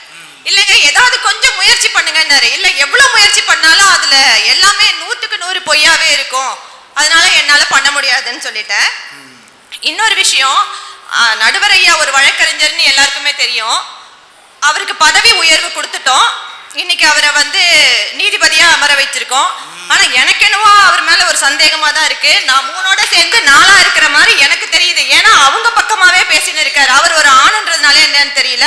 ஆனா ஐயா ஞாபகத்துல வச்சுக்கோங்க, நீங்க இப்ப வழக்கறிஞர் இல்ல, உங்க வழக்கு நீங்க அந்த பக்கம் கிடையாது, அந்த அணிக்கான வழக்கறிஞர் கிடையாது, நீங்க ஒரு நீதிபதி. அதை நினைவில் வச்சுக்கிட்டு பேசுங்க. அதுவும் கரைபடையாத நீதிபதி, நிறம் மாறாத. அது கொஞ்சம் சந்தேகமா தான் இருக்கு. அப்புறம் இந்த கத்திரிக்காய் அவங்களும் விடல, நானும் விட மாட்டேன் கத்திரிக்காவை. செல்வமணி ஐயா வந்து கத்திரிக்காவை வாங்க போனாரு போல இருக்கு. முதல் நாள் போயிட்டு முத்தன கத்திரிக்காவை வாங்கிட்டு வந்துட்டாரு. அவங்க திட்டி இருக்காங்க, இலசா தானே வாங்கிட்டு வரணும், ஏன் முத்தன கத்திரிக்காய் வாங்கிட்டு வர. மறுநாள் போனாரு, என் மனைவி சொல்லிட்டா இதை வந்து பிஞ்சா பார்த்து வாங்கணும், எலசா வாங்கணும்ட்டு. அன்னைக்கு போய் எலசா வாங்கிட்டு வந்திருக்காரு. ஆனா அவர் வாங்கிட்டு வந்தது கத்திரிக்காய் இல்ல, தேங்காய். இப்ப அவருடைய மண்டை என்ன ஆகும்னு யோசிச்சு பாருங்க. நான் வாங்கிட்டு வந்தது மாங்காய். அப்புறம் கத்திரிக்காய் கலர் தெரியாம புடவையே எடுக்காம வந்துட்டாராம். ஆனா 300 வகையான கத்திரிக்காய் இருக்கேமா, அதுல ஏதாவது ஒரு கத்திரிக்காய் கலர்ல புடவை எடுத்துன்னு போயிருக்கலாம்ல, அது கூட செய்யல. அப்ப அது அவருடைய புத்திசாலித்தனம் அங்க தெரிஞ்சுக்கோங்க. 300 வகையில ஏதாவது ஒரு பச்சை எடுத்திருக்கலாம், கத்திரிப்பூ எடுத்திருக்கலாம், ஒரு கத்திரிக்காய் கூடமா தெரியல. அதுக்காக அவர் பயந்துகிட்டு கத்திரிக்காய் புடவையே எடுக்காம வீட்டுக்கு போயிட்டாராம். இப்படி கூட சொல்லலாம், கத்திரிக்காய் கலரே தெரியல, அவர் கூட எல்லாம் குடும்பம் நடத்துறோம் பாருங்க. இப்பதான் ஏதோ எங்க பக்கம் வர மாதிரி தெரியுது. இப்பதான் நீங்க நீதிபதி. அப்புறம் ஐயா சொன்னாங்க, சமைக்கிறது என்ன சமைக்கிறது அப்படின்னு போய் கேட்டா இவர் என்ன வெங்காயமாவது செய்யன்னு சொன்னாராம். வெங்காயத்தையாங்க செய்வாங்க, என்ன வெங்காயம் நீங்க கேட்டு பாருங்க, நீங்க எல்லாருமே யோசிச்சு பாருங்க. என்ன சமைக்கிறதுன்னு ஒரு ஆண் கிட்ட கேட்டா என்ன சொல்லுவாரு, ஏதாவது செய்ய. இதை தவிர அவங்களால ஒரு டிஷ்ஷை கூட சொல்ல முடியாது, ஒரு உணவை கூட இதை செய்யன்னு கூட சொல்ல தெரியாது. எதையாவது செய்ய. இது எல்லா பெண்களும் சிரிக்கிறீங்க, எல்லாருக்குமே இந்த அனுபவம் கண்டிப்பா இருந்திருக்கும். அப்போ என்ன உணவு வேணும்னு கூட சொல்ல தெரியாது. இது எனக்கும் இந்த சொந்த அனுபவம் இருக்கிறதுனால நான் சொல்றேன். இல்ல நீங்க இதுதான் செய்யறேன்னு சொல்லி நீங்க ஆசைப்பட்டு செஞ்சு அதை நாங்க பார்த்து அது இல்லைன்னு சொன்னா வருத்தமா போயிருமேன்ட்டு எதையாவது செய்ய நான் அதுக்கு பேர் வச்சுக்கிறேன்னு சொல்லியிருக்காரு. பெரிய மனசு. அது அப்படி இல்லைங்கய்யா, அந்த உணவோட பேரை கூட சொல்ல தெரியல அவங்களுக்கு எல்லாம், அந்த நிலைமையில இருக்காங்க. அவங்க எல்லாம் வேற கத்துக்கிட்டாங்களாம். இப்ப நிறைய பேர் எல்லா விஷயத்தையும் கத்துக்கிட்டு வராங்க. கத்துக்கிட்டு என்ன புண்ணியங்க, ஒரு டீ போட்டு கொடுக்க முடியுதா ஒரு நாளைக்கு உங்க மனைவியை உட்கார வச்சு? செய்றீங்களா? கத்துக்கிட்டீங்க, எல்லாம் தெரியும் எல்லாம் தெரியும்னு சொல்லிக்கலாம். அப்புறம் ஐயா வந்து அவர் வந்து சிங்கம், அவங்க மனைவி துர்காதேவி மேலே உட்காந்துருக்காங்கன்னு சொன்னாரு. உங்க எல்லாருக்கும் துர்காதேவியோடைய உருவத்தை கற்பனை பண்ணி பாருங்க. சிங்கம், அந்த சிங்கம் எதுக்கு? சிங்கத்தை ஒரு வாகனமா பயன்படுத்தி அந்த சமூகத்தில் இருக்கும் பல அதாவது கெட்ட விஷயங்களை அழிப்பதற்காக தான் அந்த துர்காதேவி அவதாரமே. உங்களை ஒரு வாகனமா பயன்படுத்தி நாங்க அந்த சமுதாயத்துக்கு சேவை செய்யறோம், அவ்வளவுதானே. ஆக மொத்தம் செய்யறது என்னவோ நாங்க தான், அந்த சமுதாயத்துக்கு நல்லது செய்யறது என்னவோ பெண்கள் தான். உங்களை ஒரு வாகனமா பயன்படுத்திக்கிறோம், அவ்வளவுதான். அழுக்கு சட்டையை துவைச்சு நல்ல சட்டையா தருவீங்க எனக்கு தெரியும், ஆனா அந்த கருத்தை துவைச்சு இப்படி தருவீங்கன்னு எனக்கு தெரியாம போச்சு. அப்புறம் அம்மா சொன்னாங்க, இது புள்ளி விவரம்லாம் அவங்க ஒரு ஆசிரியரா இருந்து புள்ளி விவரத்தை தவறா சொல்லக்கூடாது. 10ஆம் வகுப்புலயும் சரி 12ஆம் வகுப்புலயும் சரி அதிக மதிப்பெண் எடுத்தவங்க யாரு, ஆண்களா பெண்களா? நீங்க எல்லாருக்குமே தெரிஞ்சிருக்கோம், அவங்க ஆண்கள் தான் முன்னேறிட்டு வராங்கன்னு சொல்றாங்க. இல்லவே இல்ல, பெண்கள் தான் எல்லாத்துலயும் அதிக மதிப்பெண் எடுத்தவங்க. இன்னைக்கு போய் மேல விண்வெளியில மாட்டிக்கிட்டு இன்னும் வீட்டுக்கு வர முடியாம தவிச்சிட்டு இருக்க சுனிதா வில்லியம்ஸ் யாருங்க? அவங்களெல்லாம் அவங்க கண்ணுக்கு தெரியாதா? அதாவது இந்த சமுதாயம்ன்றது என்னன்னா ஒரு இயல்பான மக்கள் ஒன்றாக கூடி ஒரே இடத்தில் வாழ்வதுதான். இதுதான் ஒரு சமுதாயம் சொல்றோம். இதுல என்ன சமுதாயம்னா என் வீடு, எதிர்த்த வீடு, பக்கத்து வீடு, அடுத்த தெருவில் இருக்கும், இவங்க எல்லாம் சேர்ந்துதான். அப்போ ஒரு சமுதாயத்துடைய பேசிக் யூனிட், அதாவது அடிப்படை அழகு எதுன்னு பாத்தீங்கன்னா வீடு, குடும்பம். அந்த குடும்பம் சரியா இருந்ததுன்னா அந்த சமுதாயம் சரியா இருக்கும். இப்போ அந்த குடும்பத்தை உருவாக்குறதுலன்னு பாத்தீங்கன்னா முதல்ல ஒரு குழந்தை பிறப்புலன்னு எடுத்துக்குவோம்.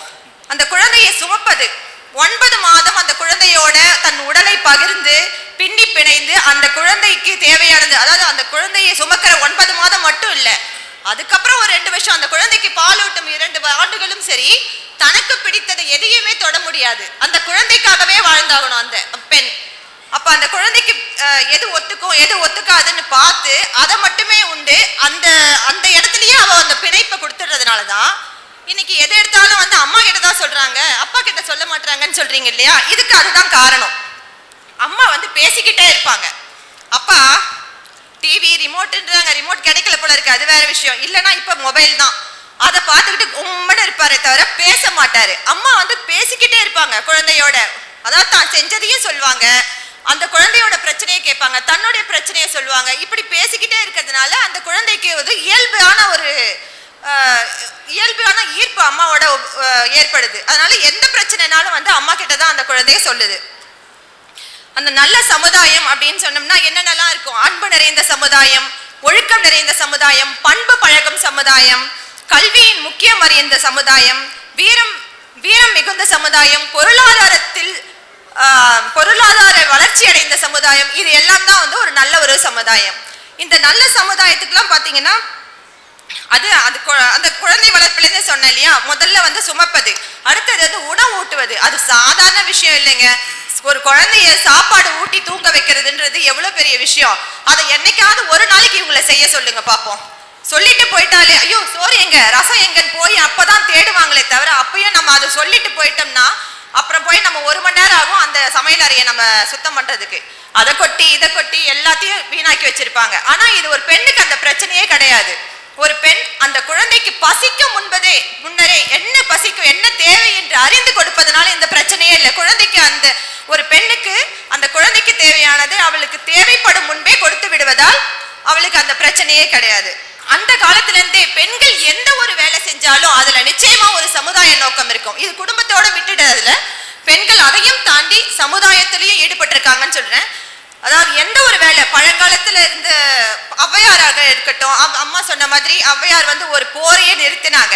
அது அதியமானுக்கும் தொண்டைமானுக்கும் நடக்க வேண்டிய போரையும் ஒரு நிறுத்தினாங்க அன்னைக்கு. அதாவது இன்னைக்கு பெண்களை அம்பாசிடரா அதாவது தூதுவர்களா நியமிச்சிங்கன்னா உலகத்துல எங்கேயுமே சண்டையே நடக்காது அப்படின்னு சொல்ற.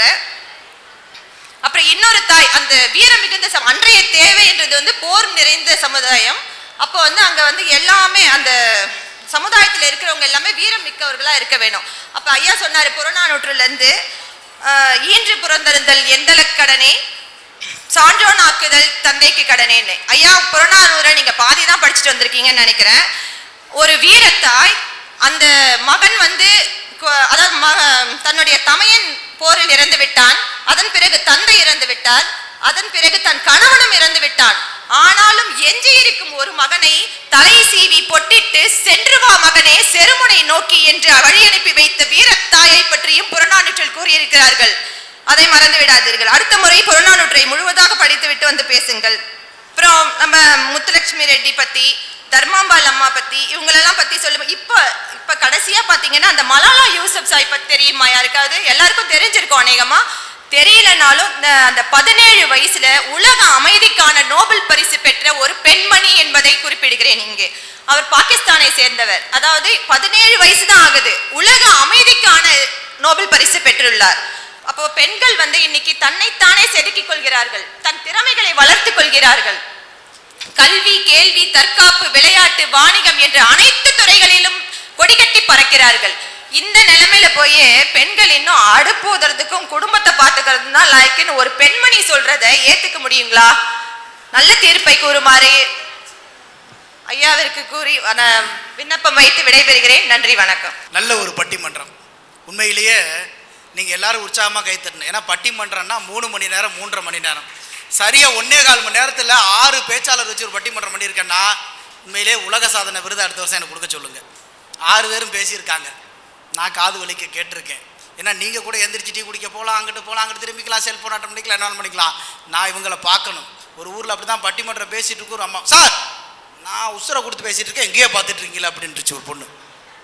அதனால அப்படியே பயந்துக்கிட்டே இவங்களை பார்க்கணும், பிடிச்சிருந்தாலும் பிடிக்கலைனாலும் பரவாயில்ல அப்படின்னு கேட்கணும். அப்படி ஒரு 6 பேச்சாளர்கள் நல்ல அற்புதமான கருத்துக்களை, நல்ல சால சிறந்த செய்திகளை ஒரு பள்ளி மாணவர்களுக்கு வழங்குவதை போல வழங்கி இருக்கிறார்கள்னா இந்த 6 பேரும் ஆசிரியர்கள். இவரை தவிர மீதி 5 பேரும் ஆசிரியர்கள் என்பதில் ஒரு பெருமை. நல்லா உற்சாகமாக கைத்தட்டுங்க. ஆனால் தீர்ப்பு சொல்ல வேண்டிய நேரம் சரியாக 5 நிமிஷத்தில் தீர்ப்பு சொல்லிடுவேன். இப்போவே ஜட்ஜ்மெண்ட் ரெடி ஆயிடுச்சு. ஜட்ஜ்மெண்ட்டை இப்போ வாசிக்க போகிறேன்.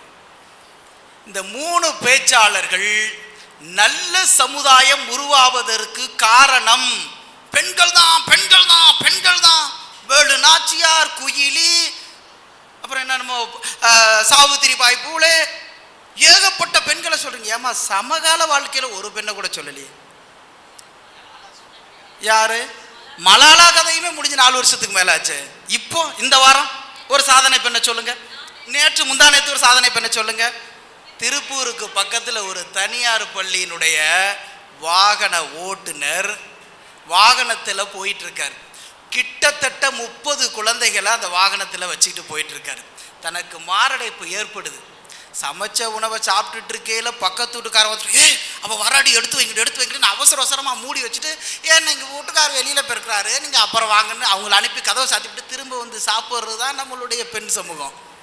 சமைச்ச வாசம் கூட பக்கத்து வீட்டுக்கு போகக்கூடாதுன்னு ஜன்னலை சாச்சிட்டுலாம் சமைக்கிறோம். ஆனால் தனக்கு ஒரு இழப்பு ஏற்படும் போது, தன் உயிரே போகிற நிலை வரும்போது, அச்சச்சோ 30 பிள்ளைகளின் வாழ்க்கை இந்த வாகனத்தில் இருக்கே, நான் மருத்துவமனைக்கு போகிறதை விட, வலிக்கிற போது என் இதயத்தை தடவுவதை விட, ஒருவேளை இந்த இதய அடைப்பு ஏற்பட்ட உடனே நான் சாப்பிடக்கூடிய மார்த்தேரை எடுக்கிறதை விட 30 குழந்தைகளின் உயிர் முக்கியம் என்று வாகனத்தை அப்படியே ஓரமாக நிறுத்திவிட்டு இருந்த நாற்காலியிலே ஒரு ஆண் இறந்திருக்கிறான்னா, நல்ல சமுதாயம் உருவாவதற்கு ஆண்கள் தான் என்று கூறி நல்லதொரு வாய்ப்பிற்கு நன்றி பாராட்டி விடைபெறுகிறேன். நன்றி, வணக்கம். ஐயா ஐயா ஐயா எந்த உட்கார். தீர்ப்பு சொல்லிட்டோமா? இப்படி ஒரு தீர்ப்பை சொன்னா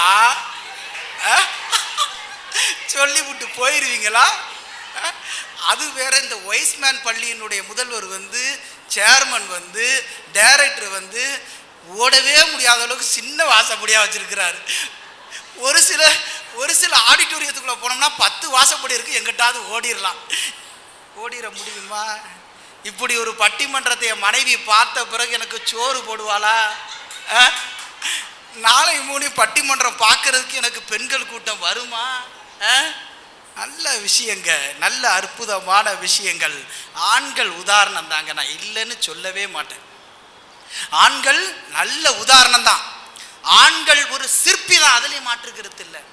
ஆண்கள் ஒரு ஓவியர் தான், அதுலேயும் மாற்றம் இல்லை. ஆண்கள் ஒரு புத்தகம் தான், அதுலேயும் மாற்றம் இல்லை. வாசிக்கிறது யாரு? தூரிகை யாரு? ஓவியத்துக்கு, புத்தகத்துக்கு வரிகள் யாரு? சிற்பிக்கு கல்லு யாருங்க? அதுதாங்க பெண்கள், அதுதான் பெண்கள். இந்த உலகத்தில் ஆணை பார்த்து நிச்சயமா ஒரு பிள்ளை திருந்தணும்னா இந்த மண்ணில் 150 வேறு குடிகாரன் இருக்கக்கூடிய மண்ணில் 150 குடிகாரன் உருவாவான். ஒரு ஆணை பார்த்து தான் ஒரு பிள்ளை திருந்தணும்னு சொன்னா 10 கரப்டர் அமைச்சர்கள் மாதிரி 10 அமைச்சர்கள் உருவாகுவாங்க. ஒரு ஆணை பார்த்து தான் இந்த சமூகத்தின் நல்ல சமூக பிள்ளைகள் உருவாகணும்னா எத்தனை ஏளனமாக பார்க்கக்கூடிய ஆண்கள். பேருந்தில் போகும்போது கூட பெண்களின் இடுப்பை கிள்ளுகிற அநாகரிக ஆண்களை பார்த்து எத்தனை ஆண்கள் வர வேண்டும்? அது நம்ம புள்ளடா, அது ஏன் புள்ளடா. எனக்கு என்னென்ன உறுப்புகள் இருக்குமோ அதுதான்டா அவளுக்கு இருக்கும். தொடாதடா, அப்படி செய்யாதரா, அந்த பிள்ளைய அசிங்கப்படுத்திடாதரா, அந்த பிள்ளைய கேவலப்படுத்திடாதரா. உன் அம்மா பேர் தாண்டா அவளுக்கும், உன் அக்கா பேர் தாண்டா அவளுக்கும். ஆடை இல்லாம நீ உன் அம்மாவை பார்க்கறத விட 100 மடங்கு கேவலமானது அடுத்த பிள்ளைகளை பார்க்கறதான்னு சொல்லி அடிச்சு வளர்க்கறதுனால தான். ஏன் இவ்வளவு சொல்லணும்? இப்படி வறுமையில் இருக்கும்போது கூட நீ ஏதாவது கூலி வேலைக்கு போடான்னு சொல்லாம புளியங்கொட்டை பொறுக்கிட்டு வந்து ஒரு நல்ல படிப்பை படித்து அறிவு நாற்றலாக மிகப்பெரிய மகானாக வளர்ந்திருக்கக்கூடிய ஐயா அப்துல் கலாமுக்கு அவருடைய அம்மா வகுத்த வழிதான் இன்னைக்கு உலகம் முழுக்க நாம் அவரை பற்றி பேசுறதுக்கான ஒரே மொழியா இருக்குதுங்க. நான் இவங்களை உயர்த்தி பேசுறேன்னு நினைக்காதீங்க, நம்மளைய விட கொஞ்சம் அதிக வேலைகளை இந்த சமூகத்துக்கு செஞ்சுக்கிட்டு இருக்காங்கன்னு சொல்றேன். அதான் விஷயம். ஒரு பெண்ணை எப்போது நாம மதிக்க கத்துக்கிறோமோ அப்பவே இந்த சமூகம் முன்னேற்றுங்க. இறுதியா இப்படி ஒரு விஷயத்தை சொன்னா உங்களுக்கு எளிதா புரியும் நினைக்கிறேன். எங்க அக்காவுக்கு கல்யாணம் ஆச்சு. எங்க அக்காவுக்கு கல்யாணம் ஆகும்போது நான் ஒரு தம்பி, இன்னொரு தங்கை. எங்க அக்கா கல்யாணம் ஆகி போகும்போது வீட்டுக்கு வெளியில நின்று வீட்டை பார்க்குறான். வீட்டுக்குள்ள போய் சமையல் கட்டை பார்க்குறான். சமையல் கட்டை பார்த்துட்டு 2 சொட்டு கண்ணீர் விடுறாங்க. காலம் முழுவதும் எனக்கு சோறு போட்டிய அம்மா, இந்த அடுப்பறையிலிருந்து தானே நான் பள்ளிக்கூடம் வர்றதுக்குள்ள தோசை சுட்டு கொடுத்த, இந்த இருட்டு அடுப்பறையிலிருந்து தானே நான் சுவையா சமைக்கிறதுக்கு கஷ்டப்பட்டேன், உன்னை விட்டு போறேன்டாம்மான்னு 2 சொட்டு கண்ணீர் விட்டான். பக்கத்துல ஓரமா நின்றுகிட்டு இருந்த டிவிஎஸ் பெட்டியை பார்த்துட்டு ஒரு 2 சொட்டு கண்ணீர் விடுறான். அப்போ கஷ்டப்பட்டீங்கப்பா, இப்போ கூட நல்லா இருக்கீங்க. அப்போ கஷ்டப்பட்ட காலத்தில் கூட இந்த டிவிஎஸ் 50ல் என்னை உட்காரச்சு ஊரூராக கூட்டிகிட்டு போவீங்களாப்பா அப்படின்னு சொல்லி அப்பாவை நினைத்து அந்த டிவிஎஸ் பெட்டியை பார்த்து 2 சொட்டு கண்ணீர் விட்டுறான். நேராக போகிறாங்க, கண்ணாடியை பார்க்குறான். அந்த கண்ணாடிக்கு முன்னாடி 5 வயசுலேருந்து இத்தனை வயசு வரைக்கும் நம்ம அந்த கண்ணாடியை அழகுக்காகவே பார்த்துட்டோமே, உன்னை விட்டுட்டு போகிறேன்னு 2 சொட்டு கண்ணீர் விடுறான். தங்கச்சி சொல்கிறா, ஏய் நீ கல்யாணம் பண்ணிட்டு போகிறது எனக்கு வருத்தமாக இருக்குடி அப்படின்னு சொன்னேன். கவலைப்படாதடி, நான் பக்கத்து ஊருக்கு தாண்டி வாக்கப்பட்டு போகிறேன், நான் பக்கத்து வீட்டுக்கு போட்டு தான் வாக்கப்பட்டு போகிறேன். என் சேராத ட்ரெஸ் எல்லாம் இருக்குல்ல, உனக்கு அந்த மஞ்சள் கலர் சுடிதார் ஒரு நாள் வேணும்னு கேட்டியல்ல, அது எல்லாத்தையுமே நீயே வச்சுக்கன்னு சொல்லி தங்கச்சியோட கொஞ்சம் விட்டு 2 சொட்டு கண்ணீரை விட்டுட்டு போகிறான். அந்த வீடு முழுக்க தேடுறான். ஏன்னா ஏதாவது ஒரு முடிவு எடுக்கணும்னா அண்ணனை தம்பியான என்கிட்ட கேட்கணும். வீடு முழுக்க தேடுறா. எங்கள் அக்கா வெளியில் போகிறாளேன்னு வருத்தத்தோடு நான் மாடியில் நிற்கிறேன். மாடியில் வந்து பார்த்த உடனே பக்கத்து ஊருக்கு தாண்டா வாக்கப்பட்டு போகிறேன், நீ அடிக்கடி வந்து பார்க்கலான்டான்னு என்னையே ஆறுதல் படுத்துகிறான். கவலைப்படாதடி, நான் வந்துடுவேன் அடிக்கடி, நீ பத்திரமா ஆயிரு, வீட்டுக்காரர் சொல்கிறத கேட்டுக்க அப்படின்னு சொல்லி நான் அவளுக்கு ஆறுதல் சொல்ல எங்கள் 2 பேர்த்தோட கண்ணீர் அன்னைக்கு மழை பொழிஞ்ச மாதிரி அந்த மாடி முழுக்க நிறைஞ்சிச்சு. இறுதியாக இறங்கிட்டு மணவரை கார் ஜோடிச்சு தயாராக நிற்குது. அந்த காரில் ஏறும்போது அந்த டோரை திறந்த பார்க்கல நல்லா கற்பனை பண்ணி பாருங்க. அழகான பெண்ணு, அழகான தோரணை, அழகான மேக்கப்பு, அழகான பட்டு புடவை கட்டியிருக்கா. அந்த கார் டோரை திறந்துட்டு வீட்டை பார்க்குறாங்க. வீட்டை பார்த்துட்டு மலன்னு 10 சொட்டு கண்ணீர் விட்டா. ஏன் தெரியுமா? இதுவரைக்கும் நான் வாழ்ந்த வீடு இனிமேட்டுக்கு நான் வந்துட்டு போற வீடாயிருச்சேன்னு சொல்லி கண்ணீர் விட்டானா, ஒட்டுமொத்த உறவுகளையும் இழந்து வர பெண்ணை ஏங்க நம்ம அசிங்கப்படுத்தணும்? ஒட்டுமொத்த சொந்தத்தையும் இழந்து வருகிற பெண்ணை நாம ஏங்க கேவலப்படுத்தணும்? ஒட்டுமொத்த ஊரை மறந்து, உறவை மறந்து, அப்பாவை மறந்து, அண்ணனை மறந்து வர பெண்ணை நாம ஏங்க அடிமைப்படுத்த நினைக்கணும்? உனக்கு எப்படி சுதந்திரம் உண்டோ அதே சுதந்திரத்தை பெண்ணிடம் கொடுங்கள். நீ எப்படி பிள்ளைக்கு அறிவுரை சொல்ல நினைக்கிறாயோ அதே சுதந்திரத்தை பெண்ணுக்கு கொடுங்கள். நீ எப்படி இந்த பூமியில் இந்த நிலத்தின் நல்லவனாக தலைவனாக உயர வேண்டும் எண்ணுகிறாயோ அதே போல உன் மனைவியும் நல்லவனாக தலைவியாக வர வேண்டும் என்று எண்ணுங்கள். எப்போது ஒரு ஆண் சமூகம் பெண் சமூகத்திற்கான மதிப்பையும் மரியாதையும் தந்து அவளை உயர்த்தி பிடிக்கிறதோ அதுவரைக்கும் நல்ல சமுதாயம் உருவாவதற்கு காரணம் பெண்களே என்று நல்லதொரு வாய்ப்பிற்கு நன்றி பாராட்டி விடைபெறுகிறேன். நன்றி, வணக்கம்.